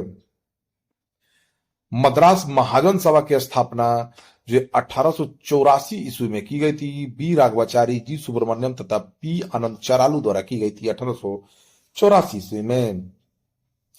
भारतीय राष्ट्रीय कांग्रेस के प्रथम अधिवेशन में 72 प्रतिनिधि भाग लिए थे। भारतीय राष्ट्रीय कांग्रेस की स्थापना 28 दिसंबर 1885 में एओ ह्यूम द्वारा की गई थी, जो एक अवकाश प्राप्त अंग्रेज अधिकारी थे। इनका प्रथम अधिवेशन 28 दिसंबर 1885 को बंबई स्थित गोकुलदास तेजपाल संस्कृति विद्यालय में आयोजित किया गया। इसमें कुल 72 प्रतिनिधि थे। इसकी अध्यक्षता डब्ल्यू.सी. बनर्जी ने की थी। इसके प्रथम महासचिव एओ ह्यूम थे। भारतीय राष्ट्रीय कांग्रेस की स्थापना 1885 में की गई थी। भारतीय राष्ट्रीय कांग्रेस की स्थापना जो है की थी एओ ह्यूम ने, एलन एक्टोनियम ह्यूम ने। भारतीय राष्ट्रीय कांग्रेस के संस्थापक कौन थे? एओ ह्यूम थे। भारतीय राष्ट्रीय कांग्रेस के संस्थापक जो है असैनिक सेवक थे। भारतीय राष्ट्रीय कांग्रेस का प्रथम अधिवेशन दोस्तों मुंबई में हुआ। भारतीय राष्ट्रीय कांग्रेस के दूसरे अधिवेशन की अध्यक्षता दादा भाई नेहरू जी ने की। कांग्रेस का दूसरा अधिवेशन 1886 में कलकत्ता में हुआ। इसका अध्यक्षता दादा भाई नेहरू जी ने की थी। इसी अधिवेशन में इंडियन एसोसिएशन तथा भारतीय राष्ट्रीय कांग्रेस का विलय हुआ। इसका अतिरिक्त दादा भाई नेहरू जी ने 1893 ईस्वी में लाहौर अधिवेशन तथा 1906 में कलकत्ता अधिवेशन की अध्यक्षता की थी। महात्मा गांधी ने भारतीय राष्ट्रीय कांग्रेस अधिवेशन के किस अध्यक्ष की अध्यक्षता की? तो दोस्तों 1924 के बेलगावी अधिवेशन की अध्यक्षता महात्मा गांधी ने की थी। इंडियन नेशनल कांग्रेस की प्रथम भारतीय महिला अध्यक्ष दोस्तों सुचेता कृपलानी थी, सरोजिनी नायडू थी। सरोजिनी नायडू 1879 से 1949 तक इनका जीवन काल रहा। यह प्रख्यात कवियत्री और राष्ट्रवादी नेत्री थी। वर्ष 1925 में कानपुर में हुए भारतीय राष्ट्रीय कांग्रेस के 40वें वार्षिक अधिवेशन में वो कांग्रेस की प्रथम भारतीय महिला अध्यक्ष बनी। वे महात्मा गांधी की विश्वास पात्र और निष्ठावान सहयोगी थी। स्वतंत्रता संग्राम में भाग लेने पर उन्हें कई बार जेल भी जाना पड़ा। ये उत्तर प्रदेश की राज्यपाल भी रही हैं। भारतीय राष्ट्रीय कांग्रेस का 27वां अधिवेशन किस स्थान पर हुआ? तो दोस्तों बांकीपुर बिहार में। 1912 में यह अधिवेशन संपन्न हुआ। इस अधिवेशन की अध्यक्षता RN मुधलोकर ने की थी। इसी अधिवेशन में एओ ह्यूम को कांग्रेस का पिता कहा गया। पुस्तक poverty and un British rule India किसने लिखी? तो दोस्तों दादा भाई नेहरू ने। किसने कहा था कांग्रेस आंदोलन न तो लोगों द्वारा प्रेरित था, नहीं ये उनके द्वारा सोचा या सोचना योजनाबद्ध था? तो ये को कहा गया दोस्तों सर सैयद अहमद ने कहा। मुझे विश्वास है कि कांग्रेस अपने विनाश की तरफ जा रही है और मेरी ये बड़ी इच्छा भारत में रहेगी कि इसके शांतिप्रिय निधन के लिए इसका सहायक बनूं। तो दोस्तों ये लॉर्ड कर्जन ने कहा था। निम्न में से किस वायसराय के कार्यकाल में भारतीयों को राय बहादुर और खान बहादुर की उपाधियां दी गई? तो दोस्तों लॉर्ड लिटन के काल में। अधिकतर नरमपंथी नेता थे दोस्तों ग्राम ये शहरी क्षेत्रों से थे। उदारवादी राजनीति अधिकांश नरमपंथी नेता दादा भाई नेहरू, फिरोज शाह मेहता, दिनसा वाचा, वेमोस चंद बनर्जी, सुरेंद्र बनर्जी जैसे नेता शहरी क्षेत्रों से संबंधित थे। निम्न में कौन उग्रपंथी नहीं था? तो दोस्तों गोपाल कृष्ण गोखले हो जाएंगे। भारत सेवक समाज की स्थापना दोस्तों गोपाल कृष्ण गोखले ने की थी। वर्ष 1905 में पुणे में गोपाल कृष्ण गोखले ने भारत सेवक मंडल की स्थापना की, जिसका उद्देश्य भारत सेवा के लिए प्रचारक तैयार करना था। इस मंडल ने बहुत लोग शामिल थे। श्रीनिवास शास्त्री, जी.के. देवधर, एन.एम. जोशी, पंडित हृदयनाथ कुंजरू जैसे महान समाज सेवक पैदा किए। ईस्वी सन 1905 में सर्वेंट्स ऑफ इंडिया सोसाइटी की स्थापना जो है किसने की थी दोस्तों? तो गोपाल कृष्ण गोखले ने। रजनी पामदत्त ने कहा कि वे साम्राज्यवाद से लड़ते भी थे और सहयोग भी करते थे। उन्होंने किस राजनीतिक गठबंधन के बारे में कहा है? तो दोस्तों उन्होंने कहा है यह भारतीय राष्ट्रीय कांग्रेस के बारे में। भारतीय राष्ट्रीय आंदोलन गर्मपंथियों के प्रभावाधीन आया 1906 के बाद। 1906 के बाद भारत में कांग्रेस के भीतर गर्म दल का प्रभाव बढ़ा। गर्म दल का नेतृत्व बाल गंगाधर तिलक, लाला लाजपत राय, बिपिन चंद्र पाल तथा अरविंद घोष ने मिलाकर किया। तिलक ने नारा दिया, स्वराज मेरा जन्मसिद्ध अधिकार है और मैं इसे लेकर रहूंगा। बाल गंगाधर तिलक लोकमान्य तिलक के नाम से जाने लगे जब वो ब्रिटिश सरकार ने बाल गंगाधर तिलक को पुणे के असिस्टेंट कलेक्टर रैंड की हत्या के मामले में अभियुक्त बनाया। तिलक को दोषी पाया गया और उन्हें 18 माह के कठोर कारावास की सजा दी गई। जब वे जेल से बाहर आए तो एक राष्ट्रीय नायक के रूप में उभरे और उन्हें लोकमान्य की उपाधि प्राप्त हुई। इस तरह किसी एक घटना नहीं बल्कि अनेक राष्ट्रवादी कार्यों के बाद तिलक को लोकमान्य की उपाधि की मिली थी। निम्न में से कौन कांग्रेस के गर्म दल से संबंधित थे? तो दोस्तों ये हो जाएंगे दोस्तों Arvind Ghosh. National council of education की स्थापना राष्ट्रीय शिक्षा के क्षेत्र में 8 नवंबर 1905 को रंगपुर नेशनल स्कूल की स्थापना की गई थी। ठीक है। 16 नवंबर 1905 में कलकत्ता में एक सम्मेलन का आयोजन किया गया। इस आयोजन में 15 अगस्त 1906 को राष्ट्रीय शिक्षा की स्थापना की गई, राष्ट्रीय शिक्षा परिषद की। राष्ट्रीय आंदोलन में निम्न में से किसको नरम दलीय के तौर पर नहीं जाना जाता है? तो दोस्तों ये हो जाएंगे बाल गंगाधर तिलक, लाल बाल पाल। कांग्रेस के नरम दल के नेताओं के आंदोलन की पद्धति थी ये दोस्तों राजवा मबंद आंदोलन।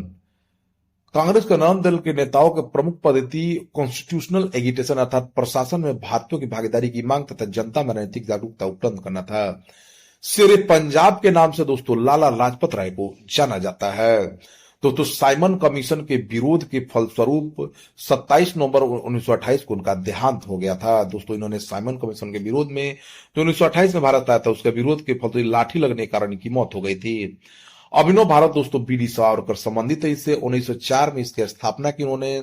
स्थान नासिक था। बी डी सावरकर विनायक दामोदर साहब को 1899 स्थापित मित्र मेला ही वर्ष 1904 में एक गुप्त सभा अभिनव भारत में परिवर्तित हो गया। मुजफ्फरपुर में किंग्सपोर्ट की हत्या का प्रयास 1908 में किया गया था। 30 अप्रैल 1908 को बिहार के मुजफ्फरपुर में खुदीराम बोस और प्रफुल्ल चाकी ने किंग्सपोर्ट पर बम फेंका, परंतु किंग्सपोर्ट बच गए और दुर्भाग्य से राष्ट्रीय आंदोलन से हमदर्दी रखने वाले मिस्टर कैनेडी की पत्नी एवं पुत्री मारी गई। प्रफुल्ल चाकी ने पुलिस से बचने के लिए आत्महत्या कर ली, जबकि खुदीराम बोस को गिरफ्तार कर फांसी दे दी गई। निम्न में कौन एक राष्ट्रवादी समाचार पत्र नहीं था? तो दोस्तों द टाइम्स ऑफ इंडिया। क्रांतिकारी गतिविधियों के साथ कौन सी पत्रिका जुड़ी हुई है? तो दोस्तों यंग इंडिया। यंग इंडिया दोस्तों, इसका संपादन महात्मा गांधी ने शुरू किया था। निम्नलिखित दिए गए विकल्पों में से राष्ट्रवादी समाचार पत्रों द हिंदू, केसरी, बंगाली, हिंदुस्तानी सुधार के संपादकों के नामों का सही संयोजन है? तो देखिए दोस्तों, द हिंदू के संस्थापक थे जी सुब्रमण्यम अय्यर, केसरी के बाल गंगाधर तिलक, बंगाली सुरेंद्रनाथ बनर्जी, हिंदुस्तानी गंगा प्रसाद वर्मा, सुधारक थे गोपाल कृष्ण गोखले। तो इसको याद रखिए। स्वराज मेरा जन्म से अधिकार में इसे पाकर होंगे, ये बाल गंगाधर तिलक ने कहा था दोस्तों। स्वराज मेरा जन्म से अधिकार में इसे लेकर होगा, बाल गंगाधर तिलक ने 1916 के लखनऊ अधिवेशन में कहा था। भारतीय क्रांति की जननी किसे कहा गया? तो मैडम भीकाजी रुस्तम कामा को। मैडम भीकाजी रुस्तम कामा का जन्म 24 सितंबर 1861 को हुआ था। उनके माता पिता पारसी थे। इन्होंने 22 अगस्त 1907 को जर्मनी की स्टुटगार्ट में आयोजित अंतर्राष्ट्रीय सोशलिस्ट सम्मेलन में भारतीय स्वाधीनता का झंडा सर्वप्रथम फहराया। यहां फहराया गया झंडा कलकत्ता झंडे का परिवर्तित रूप था। इन्हें भारतीय क्रांति की मां कहा जाता है। मैडम कामा ने भारत के तिरंगी स्वतंत्रता झंडे को स्टुटगार्ट में फहराया था। मैडम कामा ने 1907 में प्रथम तिरंगा ध्वज फहराया स्टुटगार्ट में।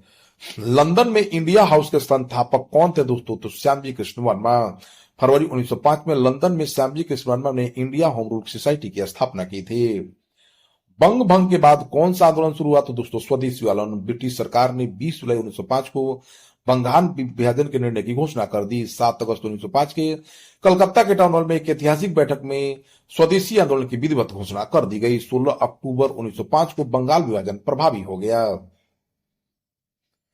लॉर्ड कर्जन द्वारा 1905 में किया गया बंगाल विभाजन किस वर्ष रद्द हो गया? तो 1911 में। दिसंबर 1911 में ब्रिटिश सम्राट जॉर्ज पंचम और महारानी मेरी के भारत आगमन पर उन्हें दिल्ली में दरबार का आयोजन किया गया।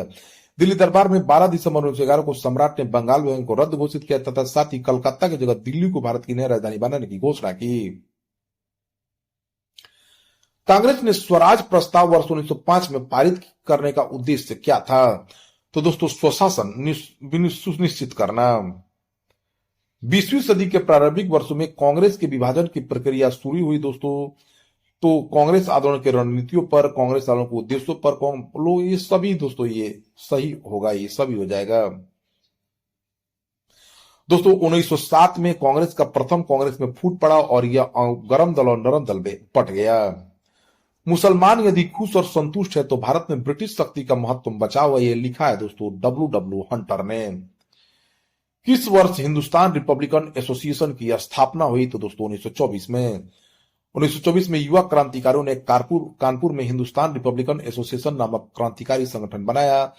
इसके संस्थापक सचिंद्र सान्याल, राम प्रसाद बिस्मिल, जोगन चंद बनर्जी तथा चंद्रशेखर आजाद थे। 1924 में हिंदुस्तान रिपब्लिकन एसोसिएशन। बंगाल विभाजन की घोषणा दोस्तों 19 जुलाई 1905 को हुई थी। 16 अक्टूबर 1905 को यह प्रभावी हो गया। 19 जुलाई 1905 को इसकी घोषणा हुई। कुछ में 20 जुलाई भी दिया हुआ है, कुछ में 1920, 1920 को याद रखिए, ठीक है। 19 जुलाई 1905 को,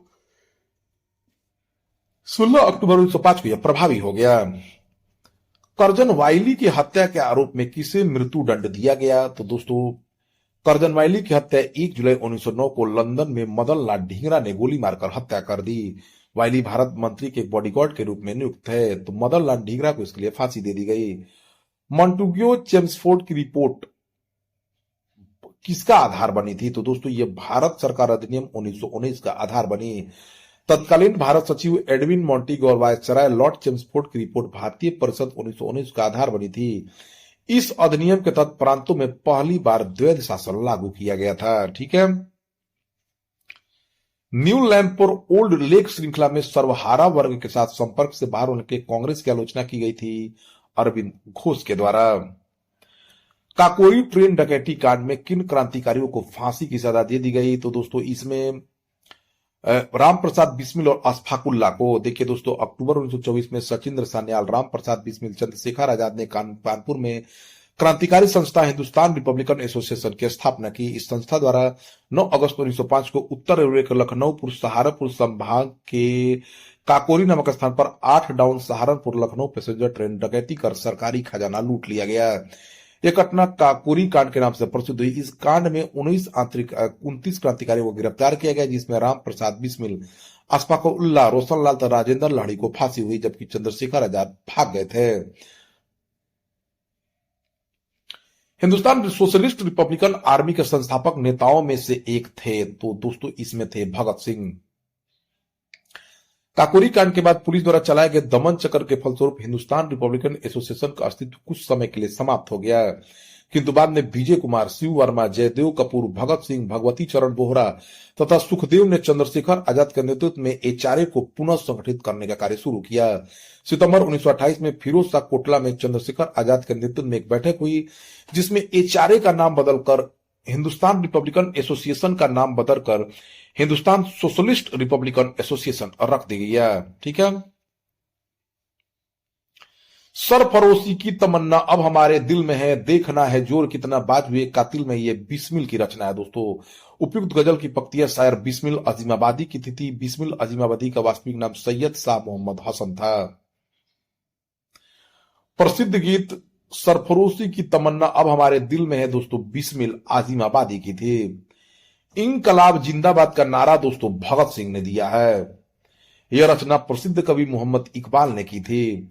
भगत सिंह तथा राजगुरु तथा सुखदेव को फांसी 23 मार्च 1931 को हो गई थी। हिंदुस्तान सोशलिस्ट रिपब्लिकन एसोसिएशन के दो सदस्य भगत सिंह तथा बटुकेश्वर दत्त ने 8 अप्रैल 1929 को केंद्रीय विधानसभा पर बम फेंका। दोनों को गिरफ्तार कर केंद्रीय असेंबली बम कांड के अतिरिक्त मुकदमा चलाया गया। बाद में इनको फांसी दे दी गई। सरकार के विरोध में असेंबली में बम फेंकने के समय भगत की उम्र जो थी 21 साल से थोड़ा सा ज्यादा थी।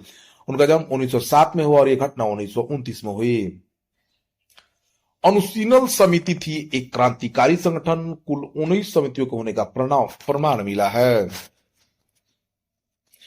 अनुशीलन समिति मिदनापुर में था। इसकी स्थापना ज्ञानोदय बसु ने की। ढाका में पुलिन बिहारी दास ने, कलकत्ता में सचिव चंद्र बसु ने, 1902 में दोस्तों जतीन्द्र नाथ बनर्जी ने की थी। 1913 में पटना में अनुशीलन समिति की एक शाखा की स्थापना दोस्तों सचिंद्र नाथ सान्याल ने की थी। चिटगांव सशस्त्र छापामारी की योजना किसने बनाई थी? देखिए दोस्तों, चटगांव सशस्त्र धावागारी को मास्टरदा के नाम से प्रसिद्ध सूर्यसेन ने आयोजित किया था। सूर्यसेन ने बंगाल में इंडियन रिपब्लिकन आर्मी की स्थापना की थी। इसके सदस्यों में अनंत सिंह, अंबिका चक्रवर्ती, लोकीनाथ पृथ्वीलाल वाटेडर, गणेश घोष, कल्पना दत्त आनंद तथा टेगरा बल प्रमुख थे। 18 अप्रैल 1930 को सूर्यसेन ने अंग्रेजों के विरुद्ध घोषणा की। सूर्यसेन के नेतृत्व में आईआईआर के सदस्यों ने चटगांव शस्त्रागार पर आक्रमण कर हथियारों पर कब्जा कर लिया। 22 मई 1930 को आईआईआर के सदस्यों और सेना के बीच संघर्ष हुआ। सूर्यसेन को गिरफ्तार कर लिया गया। 12 जनवरी 1934 को उन्हें फांसी दी गई। तो चिटगांव सशस्त्र छापामारी की योजना सूर्यसेन ने बनाई थी। चटगांव सशस्त्र धावे से कौन संबंधित है? तो दोस्तों सूर्यसेन। निष्क्रिय विरोध के सिद्धांत का प्रतिपादन दोस्तों अरविंद घोष ने किया था। गदर पार्टी की स्थापना 1913 में सोहन सिंह भागना के नेतृत्व में पोर्टलैंड में Hindustan association of Pacific coast नामक संस्था की स्थापना हुई। इन संस्था ने गदर नामक एक अखबार निकाला। इस संस्था का नाम भी गदर पार्टी पड़ गया। लाला हरदयाल इस संस्था के मनीषी पथ प्रदर्शक थे। गदर पार्टी की स्थापना 1913 में हुई थी। गदर क्रांति छिड़ने का सबसे महत्वपूर्ण कारण क्या था? प्रथम महायुद्ध का शुरू होना। गदर पार्टी की स्थापना कहां पर हुई थी दोस्तों? संयुक्त राज्य अमेरिका में। इसका मुख्यालय सैन फ्रांसिस्को अमेरिका में स्थित था। किसने कहा था स्वराज्य मेरा जन्म से अधिकार में से लेकर होगा? तो दोस्तों ये बाल गंगाधर तिलक थे। ये भी बाल गंगाधर तिलक हो जाएगा। स्वराज आम जनता के लिए होना चाहिए, केवल वर्गों के लिए नहीं, के प्रसिद्ध सूत्र की घोषणा की है श्री राजा गोपालाचारी ने। इंडिया फॉर इंडियंस किताब किसने लिखी है? तो दोस्तों चित्तरंजन दास ने। अनहैप्पी इंडिया के पुस्तक के लेखक लाला लाजपत राय हैं। निम्न में से किस नेता ने 1906 में कलकत्ता कांग्रेस अधिवेशन की अध्यक्षता की है? तो दादा भाई नेहरू ने 1906 के कलकत्ता कांग्रेस अधिवेशन की। निम्न में से किसने ऑल इंडिया मुस्लिम लीग की स्थापना की थी? तो नवाब सलीमुल्लाह खान ने। अक्टूबर 1906 में आगा खां के नेतृत्व में मुस्लिमों के शिमला प्रतिमा एक ऐसे केंद्रीय मुस्लिम सभा बचाने का विचार किया गया।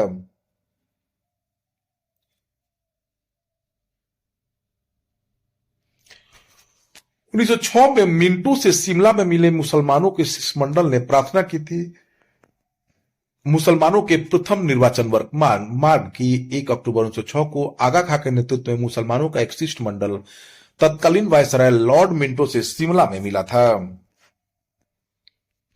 उन्होंने मुसलमानों के लिए पृथक निर्वाचक वर्ग की मांग की थी। निम्न में से किस अधिनियम ने भारत में पृथक निर्वाचक मंडल का आरंभ किया?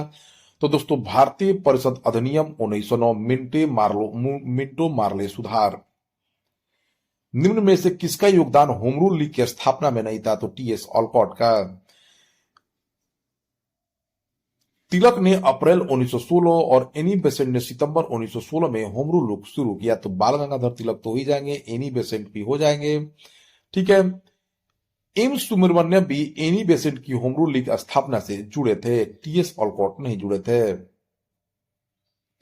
किस अधिवेशन में होम रूल समर्थक अपनी राजनीतिक शक्ति का सफलतापूर्वक प्रदर्शन कर पाए? तो दोस्तों, कांग्रेस के 1916 के लखनऊ अधिवेशन में। शिक्षा में सुधार हेतु ब्रिटिश सरकार ने सैडलर विश्वविद्यालय आयोग का गठन कब किया? तो दोस्तों, 1917 में। होम रूल आंदोलन भारत के स्वतंत्र संग्राम में एक नए चरण का आरंभ का घोतक था, क्योंकि इसने देश के सामने स्वशासन की एक ठोस योजना रखी। होम रूल आंदोलन के दोनों नेताओं तिलक एवं एनी बेसेंट की निगाह में स्वराज का अर्थ लगभग एक जैसा ही था। ब्रिटिश साम्राज्य के अंतर्गत स्थानीय, प्रांतीय एवं केंद्रीय स्तर पर उत्तरदायी शासन एवं प्रशासन की अधिकाधिक व्यवस्था की जाए। बंगाल विभाजन के प्रत्याघात के रूप में कौन सा आंदोलन शुरू हुआ? तो दोस्तों, स्वदेशी आंदोलन। में 20 जुलाई 1905 को बंगाल विभाजन का निर्णय लिया गया। 7 अगस्त 1905 को राष्ट्रविरोधी दल आंदोलन की शुरुआत की गई। 16 अक्टूबर 1905 को जब बंगाल विभाजन लागू हो गया, उस दिन को शोक दिवस के रूप में मनाया गया। नोआखली काल में महात्मा गांधी के सचिव कौन थे? दोस्तों, प्यारेलाल थे। निम्न में से महात्मा गांधी का भारत में पहला सत्याग्रह कौन था? तो दोस्तों, चंपारण सत्याग्रह। दक्षिण अफ्रीका से 1915 में लौटे गांधी जी ने भारत में अपना प्रथम सफल सत्याग्रह बिहार के चंपारण जिले में वर्ष 1917 में किया। चंपारण के किसान राजकुमार शुक्ल ने गांधी जी से लखनऊ में भेंट की और उनसे चंपारण आने का आग्रह किया। 19वीं सदी के आरंभ में गोरे बागान मालिकों ने चंपारण के किसानों से एक अनुबंध के आधार पर निश्चित किया कि उन्हें अपनी जमीन के 3/20वें भूभाग पर नील की खेती करना अनिवार्य है, जिसे तिनकटिया पद्धति के नाम से जाना जाता है। गोरे बागान मालिकों ने किसानों की मजबूरी का फायदा उठाकर उन्हें अनुबंध से मुक्त करने के लिए लगान एवं अन्य गैर कानूनी दरों की मनमाने ढंग से बढ़ा दी थी। किसानों की इसी उत्पीड़न के विरोध में गांधी ने चंपारण सत्याग्रह का प्रारंभ किया। गांधी जी को इस आंदोलन में मारने का भी प्रयास किया गया। दूध में, चाय में जहर मिलाकर पिलाने के लिए एक बतख मियां नाम के रसोईया ने इनको बचाया था, गांधी जी को। निम्न में से किस कॉलेज में गांधी जी ने पढ़ाई की थी? तो दोस्तों, सामल दास कॉलेज, भावनगर में। निम्न में कौन सा भारत में गांधी जी का प्रथम सत्याग्रह आंदोलन था? तो चंपारण आंदोलन 1917। किसने यूरोपियन नील बागान मालिकों द्वारा किसानों के शोषण की तरफ गांधी जी का ध्यान आकर्षित किया? तो दोस्तों, राजकुमार शुक्ल ने। गांधी जी को चंपारण आने का आमंत्रण किसने दिया था? तो दोस्तों, राजकुमार शुक्ल ने। चंपारण में इंडिगो के किसानों की दशा की ओर गांधी जी का ध्यान राजकुमार शुक्ल ने आकर्षित किया। गांधी जी द्वारा पहली बार सत्याग्रह आंदोलन बिहार में चंपारण में शुरू हुआ। बिहार में कौन से स्थान से गांधी जी ने अपना प्रथम सत्याग्रह प्रारंभ किया? तो दोस्तों, चंपारण से। चंपारण नील आंदोलन के राष्ट्रीय नेता थे महात्मा गांधी। प्रसिद्ध नाटक नील दर्पण, जिसमें इंडिगो की खेती करने वाले किसानों को दमन का चित्रण किया गया था, किसने दिया था? तो दीनबंधु मित्र ने।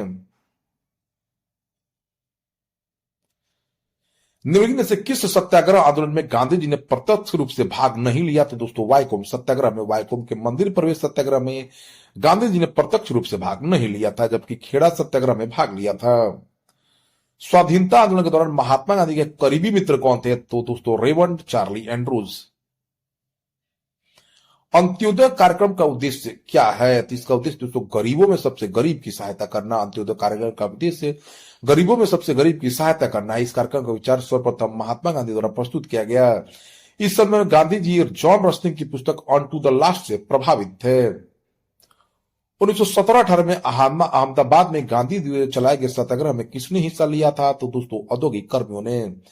चंपारण की सफलता के बाद गांधी जी का अगला प्रयोग 1918 में अहमदाबाद के कॉटन टेक्सटाइल मिल में मिल मालिक और मजदूरों के बीच बोनस बढ़ाने के विवाद में हस्तक्षेप करना था।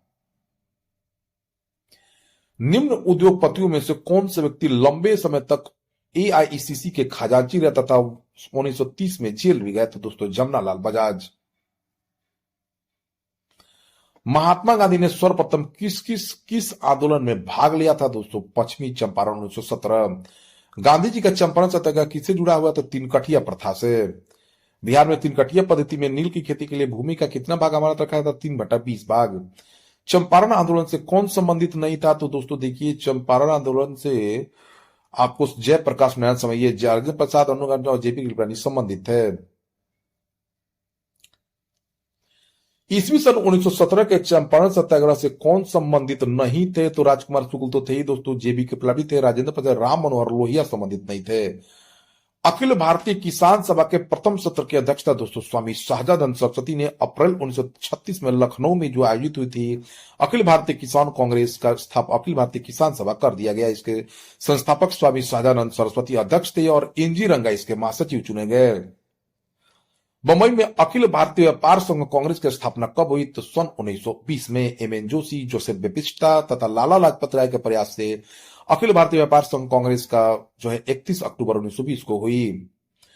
अखिल भारतीय ट्रेड यूनियन कांग्रेस के प्रथम अध्यक्ष कौन थे? तो अखिल भारतीय ट्रेड यूनियन कांग्रेस के प्रथम अध्यक्ष दोस्तों लाला लाजपत राय थे।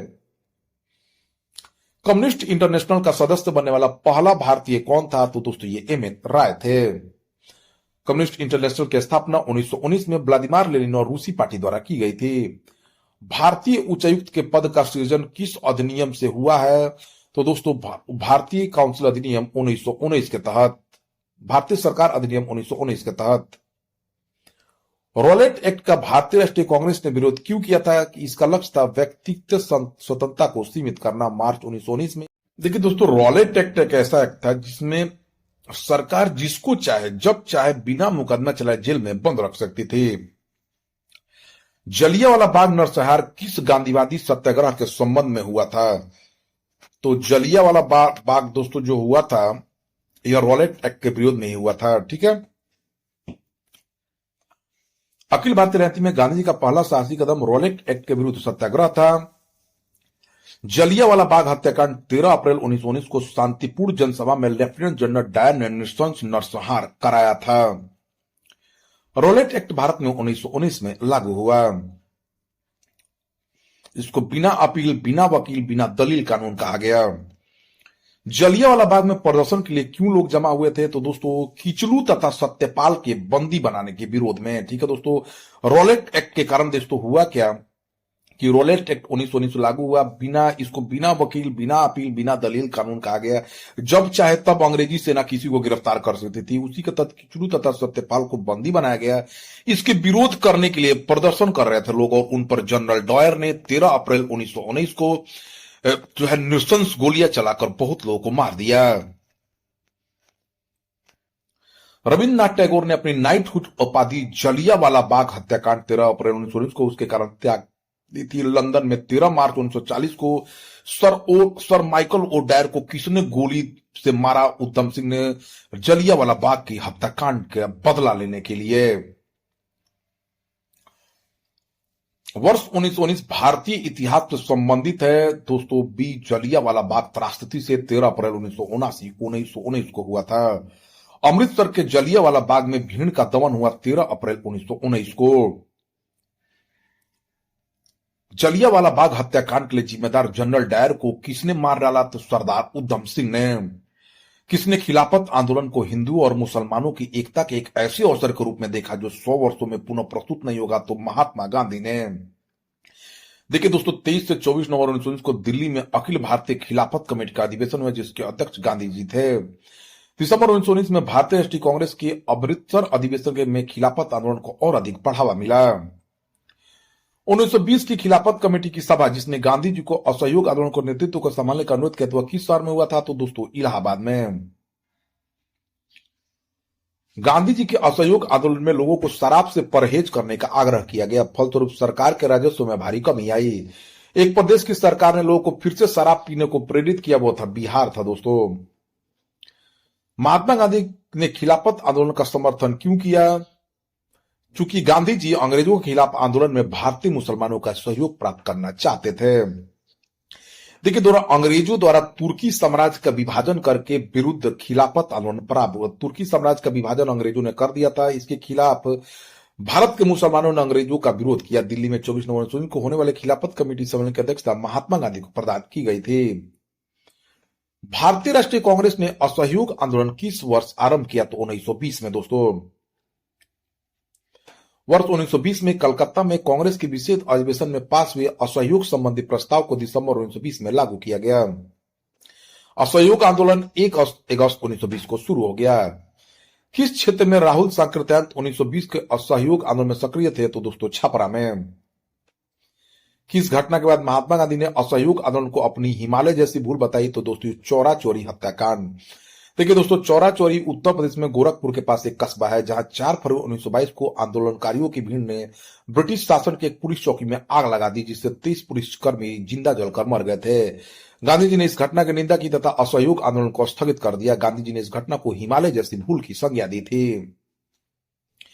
असहयोग आंदोलन के दौरान किसने पटना कॉलेज छोड़ा जबकि उसकी परीक्षा केवल 20 दिन बचे थे? तो ये दोस्तों जयप्रकाश नारायण थे, लोकनायक जयप्रकाश नारायण, जिन्होंने आजाद दस्ता का भी गठन किया है। 1921 के मोपला आंदोलन की जो शाखा थी वह दोस्तों खिलाफत आंदोलन की थी।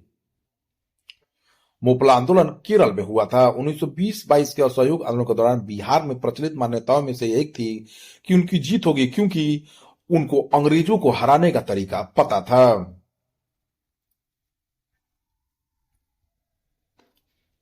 साराबंदी आंदोलन 1922 में किसके नेतृत्व में प्रारंभ हुआ? तो सरदार वल्लभ भाई पटेल के।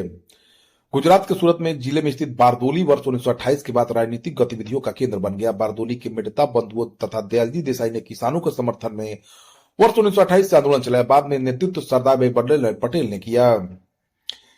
1928 में कोई कर नहीं साराबंदी आंदोलन चलाया गया। 1921 का मोपला विद्रोह दोस्तों केरल में हुआ था। ठीक है। किस घटना के कारण गांधी जी ने असहयोग आंदोलन को वापस लिया? दोस्तों 4 फरवरी 1922 को हुए चौरा चौरी कांड से विक्षुब्ध होकर। असहयोग आंदोलन की स्थगन संबंधी घटनाओं का सही क्रम करें।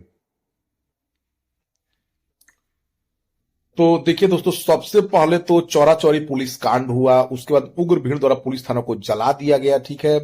उसके बाद हुआ क्या? गांधी द्वारा आंदोलन का स्थगन और गांधी जी की गिरफ्तारी कर ली गई। ठीक है। लॉर्ड सिन्हा ने 1921 में कहा कि गवर्नर पद से त्याग पत्र दे दिया था? तो दोस्तों बिहार उड़ीसा के। ठीक है। सत्येंद्र प्रसाद सिन्हा का जन्म 24 मार्च 1863 को बंगाल के वीरभूम के रायपुर में हुआ था। ठीक है। 1923 से 28 में भारत में राजनीति में क्रांतिकारी गतिविधियों का पुनरावृत्ति का कारण क्या था? तो इसका कारण दोस्तों हम लोग जानते हैं। तो इसका मुख्य कारण था दोस्तों, क्या है मुख्य कारण? गांधी जी द्वारा असहयोग आंदोलन का स्थगन। सही बात है। देखिए, गांधी जी ने जब तक असहयोग आंदोलन स्थगित किया तो एक तरह से जो है सुसुप्त अवस्था आ गई, लोग रुक गए, लगा कि अब कुछ होगा ही नहीं। तो 1923 में चित्तरंजन दास ने जो है 1922 के असहयोग आंदोलन का स्थगन के बाद बहुत सारे कार्य हुए। 1923 में चित्तरंजन दास ने और मिलकर बहुत सारे नए संगठन स्थापित किए थे। स्वराज दल की स्थापना असफलता के बाद हुई। असहयोग आंदोलन की असफलता के बाद स्वराज पार्टी का गठन जनवरी 1923 में सीआर दास और मोतीलाल नेहरू ने किया। सीआर दास इसके अध्यक्ष तथा मोतीलाल नेहरू इसके महासचिव थे। स्वराज पार्टी ने अपने को सीआर दास और मोतीलाल नेहरू स्वराज पार्टी ने अपने को कांग्रेस के अभिन्न हिस्से के रूप में प्रचारित किया तथा साथ ही अहिंसा और असहयोग के प्रति अपनी वचनबद्धता को दोहराया। स्वराज दल की स्थापना किसने की? तो दोस्तों चित्तरंजन दास एवं मोतीलाल नेहरू ने 1923 में स्वराज पार्टी का गठन किया। सीआर दास और चित्तरंजन दास और मोतीलाल नेहरू ने। स्वराज पार्टी का गठन जो हुआ असहयोग आंदोलन की असफलता के बाद हुआ। 1922 में गया कि इंडियन नेशनल कांग्रेस के अधिवेशन के अध्यक्ष कौन थे? चित्तरंजन दास थे। भारतीय राष्ट्रीय कांग्रेस की ईस्वी सन 1922 में आयोजित गया अधिवेशन के अध्यक्ष थे चित्तरंजन दास। अतः सदैव सहमति के साथ और अक्सर वाणिज्य मंडल के निर्देशों पर भारत सरकार चलती है। इसे व्हाइट मैन्स बर्डन कहा जाता है। यह किसने कहा था? तो यह कहा था दोस्तों सच्चिदानंद सिन्हा ने। साइमन कमीशन पहली बार भारत कब आया? तो 1928 में। नेहरू रिपोर्ट को मोतीलाल नेहरू ने तैयार किया और भारत में संवैधानिक संस्थाओं के विषय में था। ठीक है। पूर्ण स्वराज का प्रस्ताव लाहौर कांग्रेस को 1929 के अधिवेशन में लागू किया गया। 1929 में पंजाब पंडित जवाहरलाल नेहरू की अध्यक्षता में पूर्ण स्वराज लागू किया गया। ईस्वी सन 1929 में लाहौर में आयोजित भारतीय राष्ट्रीय कांग्रेस के अधिवेशन का अध्यक्ष तो जवाहरलाल नेहरू थे। भारतीय राष्ट्रीय कांग्रेस द्वारा किस दिन को पूर्ण स्वराज दिवस घोषित किया गया? तो दोस्तों ये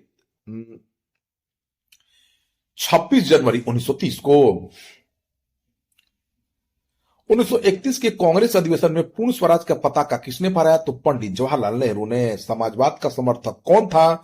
और 1933 में ब्रिटिश शासन देशी राज्यों, जमींदारवाद और पूंजीवाद को उखाड़ फेंकना चाहता था, तो ये जवाहरलाल नेहरू थे। किसने 1921 में पहली बार पूर्ण स्वतंत्रता की मांग को उठाया था? तो मौलाना हसरत मोहानी ने। दांडी यात्रा शुरू की गई दोस्तों। दांडी यात्रा 1930 में शुरू की गई। महात्मा गांधी ने 12 मार्च 1930 को नमक सत्याग्रह शुरू किया। उन्होंने साबरमती आश्रम से 80 चुने हुए साथियों के साथ सत्याग्रह के लिए कूच किया। 24 दिनों की लंबी यात्रा के बाद उन्होंने 6 अप्रैल 1930 को दांडी में नमक बनाकर कानून भंग किया। नमक कानून तोड़कर औपचारिक रूप से सविनय अवज्ञा आंदोलन की शुरुआत हुई। सविनय अवज्ञा आंदोलन गांधी के नेतृत्व में पूरे देश में फैल गया। तमिलनाडु में गांधीवादी नेता श्री राजगोपालाचारी ने तिरुचेनगोड आश्रम से तिरुपुराचल्ली के वेदांत तक नमक यात्रा की। 1930 में महात्मा गांधी ने सविनय अवज्ञा आंदोलन कहां से प्रारंभ किया? तो दोस्तों साबरमती से। नमक सत्याग्रह के दौरान बिहार में लोगों ने नमक बनाने के साथ किस कर का विरोध किया? तो दोस्तों ये चौकीदारी कर का। दांडी यात्रा 24 दिन चली थी दोस्तों। 1929 में खुदाई खिदमतगार को किसने संगठित? तो अब्दुल गफ्फार खान ने। खान अब्दुल गफ्फार खान। उन्होंने इन्हें लाल कुर्ती के नाम से भी जाना जाता है। बेगूसराय के चौकीदारी के विरोध आंदोलन एक हिस्सा था सविनय अवज्ञा आंदोलन का चौकीदारी कर। सविनय अवज्ञा आंदोलन की असफलता के बाद गांधी जी ने महत्व दिया रचनात्मक कार्यक्रम को। निम्नलिखित में से किस भारतीय नेता ने लंदन में प्रथम गोलमेज कॉन्फ्रेंस में भाग लिया था? तो दोस्तों मौलाना मोहम्मद अली ने। तीनों गोलमेज सम्मेलनों में भाग लिया बी.आर. अम्बेडकर ने। गांधी इरविन समझौता हुआ था 1931 में, 5 मार्च 1931 को। निम्नलिखित में से कौन सा गोलमेज सम्मेलन 1932 में? तो तीसरा हुआ था दोस्तों। भारतीय राष्ट्रीय कांग्रेस ने किस गोलमेज सम्मेलन में भाग नहीं लिया? तो दोस्तों देखिए, भारतीय राष्ट्रीय कांग्रेस जो है सिर्फ द्वितीय में भाग लिया था, प्रथम और इसमें भाग नहीं लिया था।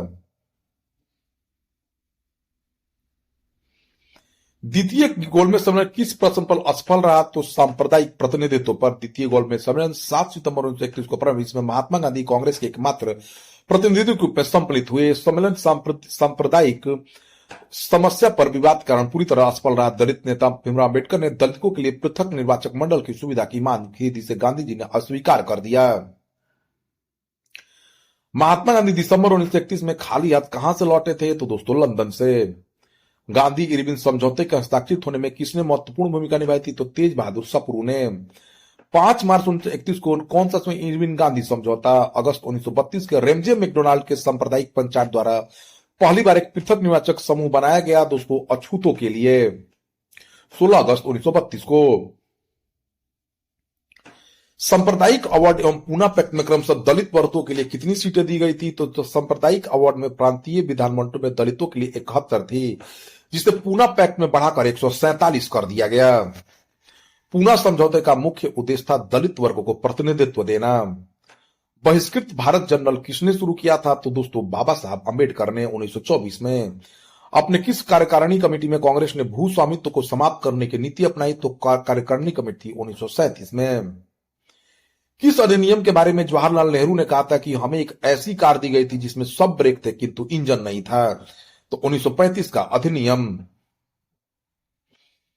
फरवरी 1938 में बिहार की चुनी सरकार ने किस कारणवश इस्तीफा दे दिया?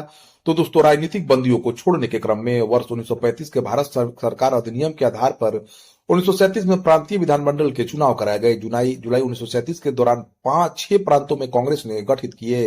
ये प्रांत मद्रास, बंबई, मध्य प्रांत, उड़ीसा, बिहार और संयुक्त प्रांत था। बिहार किसान सभा से कौन जुड़ा था? तो दोस्तों स्वामी सहजानंद सरस्वती थे। इसमें राहुल सांकृत्यायन भी थे। ठीक है, तो ये तो लगभग हो जाएंगे दोस्तों। पंचानंद शर्मा भी थे, यजुनानंद शर्मा, तो लगभग सभी थे ये शामिल। कांग्रेस सोशलिस्ट पार्टी की पहली बैठक दोस्तों वर्ष 1934 में हुई थी पटना में। अखिल भारतीय किसान कांग्रेस का गठन 1936 में हुआ था दोस्तों, लखनऊ में। 1936 में लखनऊ में अखिल भारतीय किसान सभा का प्रथम अध्यक्ष स्वामी सहजानंद सरस्वती को चुना गया था। वह कौन जगह थी जहां अखिल भारतीय किसान सभा का पहला अधिवेशन हुआ? तो दोस्तों लखनऊ में। स्वामी सहजानंद सरस्वती ने भूमि और जलमार्ग के राष्ट्रीयकरण की मांग के साथ अखिल भारतीय संयुक्त किसान सभा का गठन किया था। उनकी मृत्यु से ठीक पहले दोस्तों 1936 में। भारतीय ट्रेड यूनियन कांग्रेस के पहले अध्यक्ष कौन थे? तो ये दोस्तों थे लाला लाजपत राय। भारतीय ट्रेड कांग्रेस की स्थापना एम एन जोशी द्वारा 1920 को मुंबई में की गई थी। ट्रेड यूनियन आंदोलन के क्रांतिकारी चरण का समय था दोस्तों 1926 से 39 का। इस दौरान एम एन राय, मुजफ्फरपुर अहमद, श्रीपाद के डांगे, शौकत उस्मान आदि भारत में ट्रेड यूनियन आंदोलन के प्रमुख नेता थे। कांग्रेस सोशलिस्ट पार्टी की पहली बैठक पटना में 1934 में हुई थी। जयप्रकाश नारायण किस पार्टी से संबंधित थे दोस्तों? कांग्रेस समाजवादी पार्टी से। समाजवादी पार्टी की स्थापना 1934 में हुई, पटना में किया गया। इसके संस्थापक आचार्य नरेंद्र देव एवं जयप्रकाश नारायण है। अन्य सदस्यों में अशोक मेहता, अच्युत पटवर्धन, मीनू मसानी, डॉक्टर राम मनोहर लोहिया, पुरुषोत्तम विक्रमदास, यूसुफ मेहराले, गंगा शरण सिंह तथा कमला देवी चट्टोपाध्याय है। जयप्रकाश नारायण कांग्रेस सोशलिस्ट पार्टी से जुड़े थे। वर्ष 1934 में कांग्रेस समाजवादी पार्टी का गठन कांग्रेस के भीतर ही जयप्रकाश नारायण, योगेंद्र शुक्ला, मीनू मसानी, आचार्य द्वारा किया गया था। बिहार सोशलिस्ट पार्टी के संस्थापक कौन थे? तो दोस्तों जयप्रकाश नारायण बिहार सोशलिस्ट पार्टी से जुड़े थे। ठीक है, कांग्रेस सोशलिस्ट पार्टी अलग है। बिहार सोशलिस्ट पार्टी को दोस्तों वर्ष 1931 में बिहार सोशलिस्ट पार्टी का गठन गंगा शरण मिश्र, राम वृक्ष बेनीपुरी और रामानंद मिश्र ने किया था। जयप्रकाश नारायण किस नाम से जाने जाते थे? तो लोक नायक के नाम से। दोस्तों 1942 में भारत छोड़ो आंदोलन के दौरान राम मनोहर लोहिया और अरुणा आसिफ अली के साथ मिलकर गुप्त रूप से भारतीय जनता को संगठित किया था। इन्होंने 5 जून 1974 को पटना के गांधी मैदान में संपूर्ण क्रांति का आह्वान किया। वर्ष 1998 में इनको मरणोपरांत भारत रत्न प्रदान किया गया।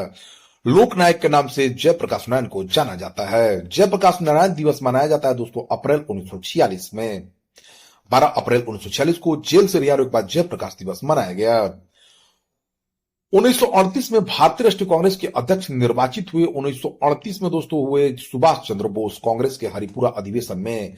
ठीक है दोस्तों, सुभाष चंद्र बोस 1939 में त्रिपुरी अधिवेशन में भी सीताराम को हराकर अध्यक्ष पद जीते थे, लेकिन उन्होंने अपने इस्तीफा दे दिया और डॉक्टर राजेंद्र प्रसाद को सुभाष चंद्र की जगह अध्यक्ष बनाया गया।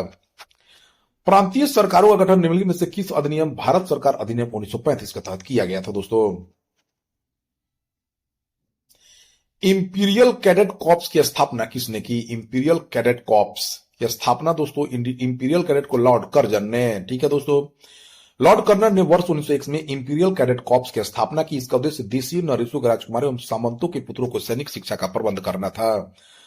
1927 की बटलर कमेटी के सदस्य का उद्देश्य था भारत सरकार तथा देशी राज्यों के मध्य संबंधों को स्थापित करना। All India state people's Congress का गठन कब हुआ? तो all India state people's Congress का गठन 1927 में हुआ था। द्वितीय विश्व युद्ध के समय ब्रिटेन का प्रधानमंत्री विंस्टन चर्चिल था दोस्तों। नाउ और नेवर पेम्पलेट किसने लिखा? तो दोस्तों यह लिखा है रहमत अली ने। पाकिस्तान के अलग राज्य आंदोलन का नेतृत्व किसने किया था? तो मोहम्मद अली जिन्ना ने। मुस्लिम लीग द्वारा पाकिस्तान की स्थापना की मांग करने वाला प्रस्ताव पारित किया गया 1940 में लाहौर अधिवेशन में। व्यक्तिगत सत्याग्रह किसने आरंभ किया? तो दोस्तों विनोबा भावे ने। व्यक्तिगत सत्याग्रह के प्रथम सत्याग्रही विनोबा भावे थे, दूसरे जवाहरलाल नेहरू थे।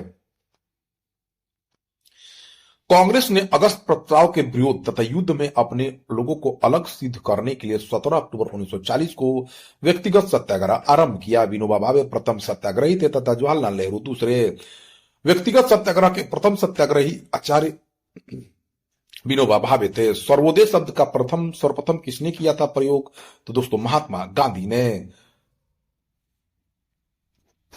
किसकी दृष्टि में क्रिप्स प्रस्ताव एक टूटते हुए बैंक के नाम एक उत्तर दिनांकित चेक है? तो दोस्तों जवाहरलाल नेहरू ने कहा था। भारत छोड़ो आंदोलन का नेतृत्व किसने किया दोस्तों? इनमें से दोस्तों सभी लोगों ने किया है, तो नेतृत्व नहीं, सब मिलजुल कर किया गया था। अखिल भारतीय कांग्रेस समिति की बैठक 8 अगस्त 1942 को लगभग अर्धरात्रि में समाप्त हुई। उसी रात को पुलिस ने महात्मा गांधी, मौलाना आजाद तथा सभी प्रमुख कांग्रेसी नेताओं को गिरफ्तार कर लिया। भारत छोड़ो आंदोलन दोस्तों 9 अगस्त 1942 को मुंबई में शुरू हुआ। करो या मरो का संबंध किस आंदोलन से? तो दोस्तों भारत छोड़ो आंदोलन से है। 6 जुलाई 1942 को वर्धा में महात्मा गांधी ने कांग्रेस की कार्यकारी समिति में अपने भारत छोड़ो आंदोलन की चर्चा की। तब उस समिति के अध्यक्ष मौलाना अबुल कलाम आजाद थे। भारत छोड़ो आंदोलन के समय इंग्लैंड के प्रधानमंत्री विंस्टन चर्चिल थे। भारत छोड़ो प्रस्ताव पारित होने के बाद गांधी जी को कैद कर कर आगा खान पैलेस में रख दिया गया था।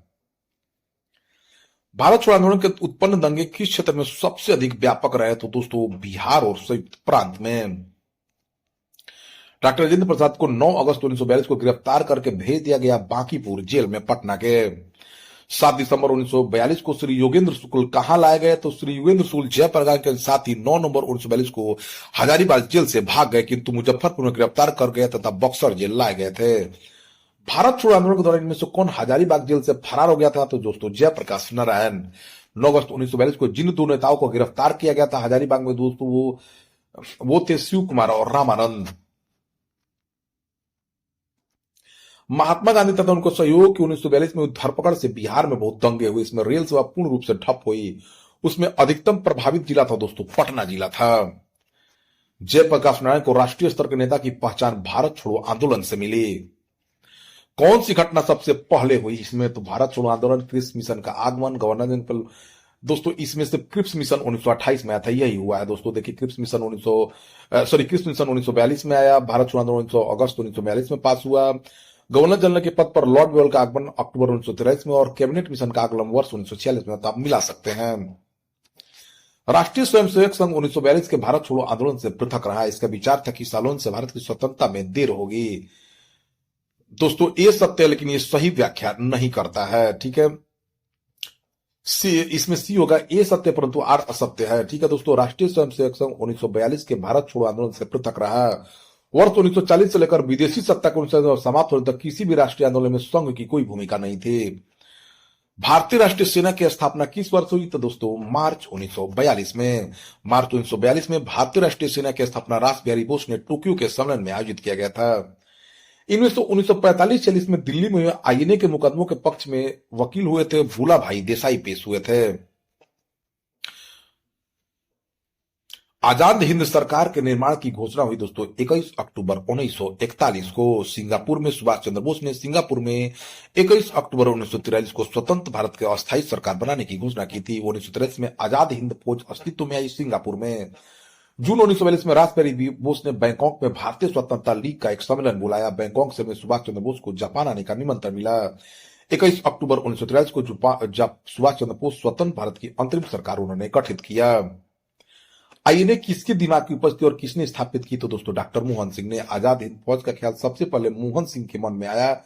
वे ब्रिटेन की भारतीय सेना में अफसर थे। जब ब्रिटिश सेना पीछे हट रही तो मोहन सिंह जापानियों के साथ हो गए। जापानियों ने जब भारतीय युद्धबंदियों को मोहन सिंह को सुपुर्द कर दिया तो वो उनमें से लोगों को आजाद हिंद फौज में भर्ती करने लगे।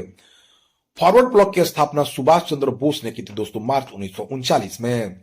फॉरवर्ड ब्लॉक जो है सुभाष चंद्र बोस द्वारा स्थापित किया गया। सुभाष चंद्र बोस के नाम के पहले सम्मान सूचक नेताजी किस देश में जोड़ा गया? तो दोस्तों जर्मनी में। सच्चिदानंद सिन्हा किसके साथ जुड़े हैं? तो सच्चिदानंद सिन्हा दोस्तों संविधान सभा के प्रथम अधिवेशन में अस्थायी अध्यक्ष चुने गए थे, ठीक है। अखिल भारतीय फॉरवर्ड ब्लॉक की स्थापना के समय सुभाष चंद्र बोस से कौन जुड़े और आईएनए आंदोलन के साथ भी जुड़े रहे? तो ये दोस्तों राम नारायण प्रसाद है। ये बिहार के एक स्वतंत्रता सेनानी थे। सॉरी, जो सील भद्रियाजी थे ये बिहार के एक स्वतंत्रता सेनानी थे। देखिए दोस्तों बारदोली सत्याग्रह गुजरात में हुआ। चौरा चौरी हत्याकांड उत्तर प्रदेश में हुआ। नोआखली जो है ये दोस्तों आप जानते हैं कि नोआखली कहाँ है? तो नोआखली ये पश्चिम बंगाल का शायद जगह है। इसमें देखिए नोआखली पश्चिम बंगाल तथा स्वतंत्रता के लिए चला जाता है। कैबिनेट मिशन भारत में आया दोस्तों। कैबिनेट मिशन भारत में 24 मार्च 1946 को दिल्ली आया था कैबिनेट मिशन। कैबिनेट मिशन की अध्यक्षता किसके द्वारा की गई? तो दोस्तों सर पी लॉरेंस द्वारा। इनमें से कैबिनेट मिशन के सदस्य नहीं थे। तो दोस्तों देखिए कैबिनेट मिशन के सदस्य कौन कौन थे आप जान लीजिए।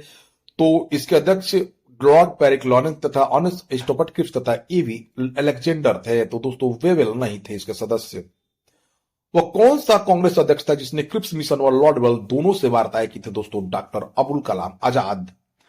अंग्रेजों द्वारा भारतीयों को 1947 में सत्ता हस्तांतरित किए जाने के समय कांग्रेस अध्यक्ष दोस्तों जेबी कृपलानी थे। भारत के विभाजन के समय भारतीय राष्ट्रीय कांग्रेस का अध्यक्ष दोस्तों जेपी कृपलानी थे। सन 1947 के भारतीय राष्ट्रीय कांग्रेस के दिल्ली अधिवेशन की अध्यक्षता राजेंद्र प्रसाद ने की थी। इलाहाबाद में संपन्न कांग्रेस कार्यकारिणी समिति की बैठक निम्नलिखित सदस्यों में से एक सदस्य भारत के नाजीवाद, फांसीवाद तथा साम्राज्यवाद विरोधी निश्चित रूप के कारण जापान के विरुद्ध गुरिल्ला युद्ध की अपनी योजना का पक्ष में बहुमत जुटाने में सक्षम हुए। वे तो दोस्तों जवाहरलाल नेहरू। नागरिक सेवाओं के लिए प्रतियोगी परीक्षा प्रणाली को सिद्धांत स्वीकार किया गया 1853 में। निम्न में किस अधिनियम के तहत लॉर्ड कॉर्नवालिस को अपनी काउंसिलों के फैसलों को रद्द करने का अधिकार मिला था? तो दोस्तों 1813 के चार्टर एक्ट के तहत भारत सरकार अधिनियम 1935 ने भारत में वैध शासन व्यवस्था समाप्त कर दी। देखिए, history of the freedom of movement in India Tarachand द्वारा लिखी गई थी। आनंद मंत्र रचना बंकिम चंद्र चटर्जी की है। जो सन्यासी विद्रोह 1763 से 1800 पर आधारित है। प्रिसेप्ट्स ऑफ जीसस राजा राम मोहन राय की कृति है। अवर इंडियन मुसलमान डब्ल्यू हंटर की रचना है। के दत्ता ने history of the freedom movement in Bihar की रचना की है। अमेरिका में फ्री हिंदुस्तान अखबार जो है तारकनाथ दास ने शुरू किया था। इंडियन अर्नेस्ट के लेखक वेलेंटाइन सिरोल हैं। उपन्यास दुर्गेश नंदनी के लेखक बंकिम चंद्र चटर्जी हैं। देखिए दोस्तों, किस अखबार का प्रकाशन पटना से होता था? तो इंडियन नेशन दरभंगा के महाराज कामेश्वर सिंह ने द इंडियन नेशन का प्रकाशन शुरू किया। झंडा गीत जो है श्यामलाल पार्षद ने लिखी है। 1908 में बाल गंगाधर तिलक को जेल हुई थी। कब दोस्तों? 24 जून 1908 को तिलक को सरकार के खिलाफ भड़काने वाले लेख लिखने के लिए गिरफ्तार किया गया था। 6 वर्ष की सजा सुनाई गई थी। प्रथम भारतीय जिन्होंने स्वाधीन भारत में गवर्नर जनरल का पद ग्रहण किया तो ये सी राजगोपालाचारी थे। कौन से प्रसिद्ध भारतीय गुरुदेव के नाम से जाने जाते हैं? तो दोस्तों रविंद्रनाथ टैगोर। जय जवान जय किसान का नारा दोस्तों लाल बहादुर शास्त्री ने दिया। किसके द्वारा मंदिरों में प्रवेश के अधिकार की मांग के प्रस्तुति के कारण 1893 में तिरुनेलवेली में भयंकर दंगे हुए थे? तो दोस्तों ये हुआ था मारवा जनजाति के लोगों को शामिल करने के लिए। भारतीय जनजाति में 1947 के बाद किस महिला ने सर्वाधिक योगदान दिया? तो अरुणा आसिफ अली ने।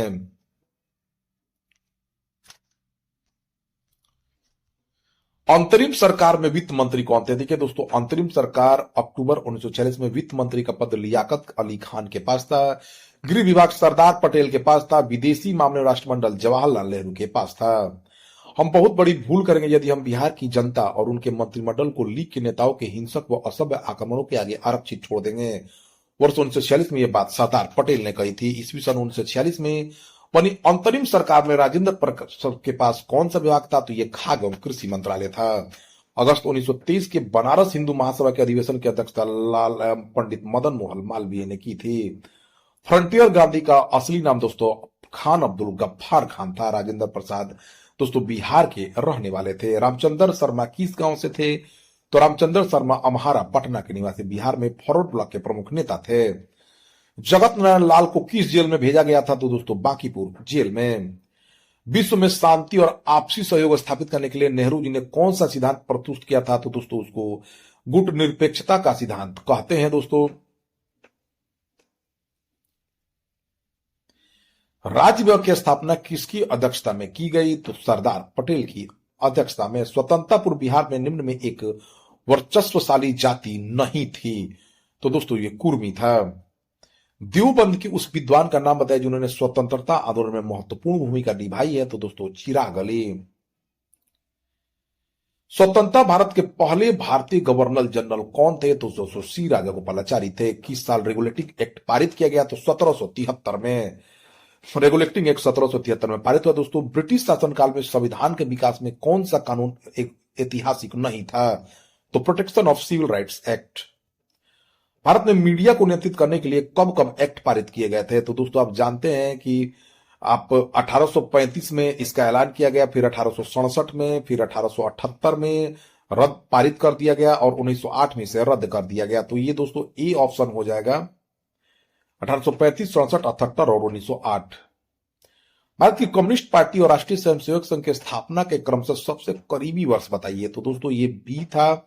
ठीक है, 1925। Catherine Mayo, idols Huxley, Charles Andrews और विलियम डिग्बी के बीच आम रिश्ता क्या था? तो दोस्तों ये उन्होंने ब्रिटिश शासन में भारत की हालत पर टिप्पणियां लिखी थी। तो दोस्तों ये रहा पूरा का पूरा दोस्तों भारत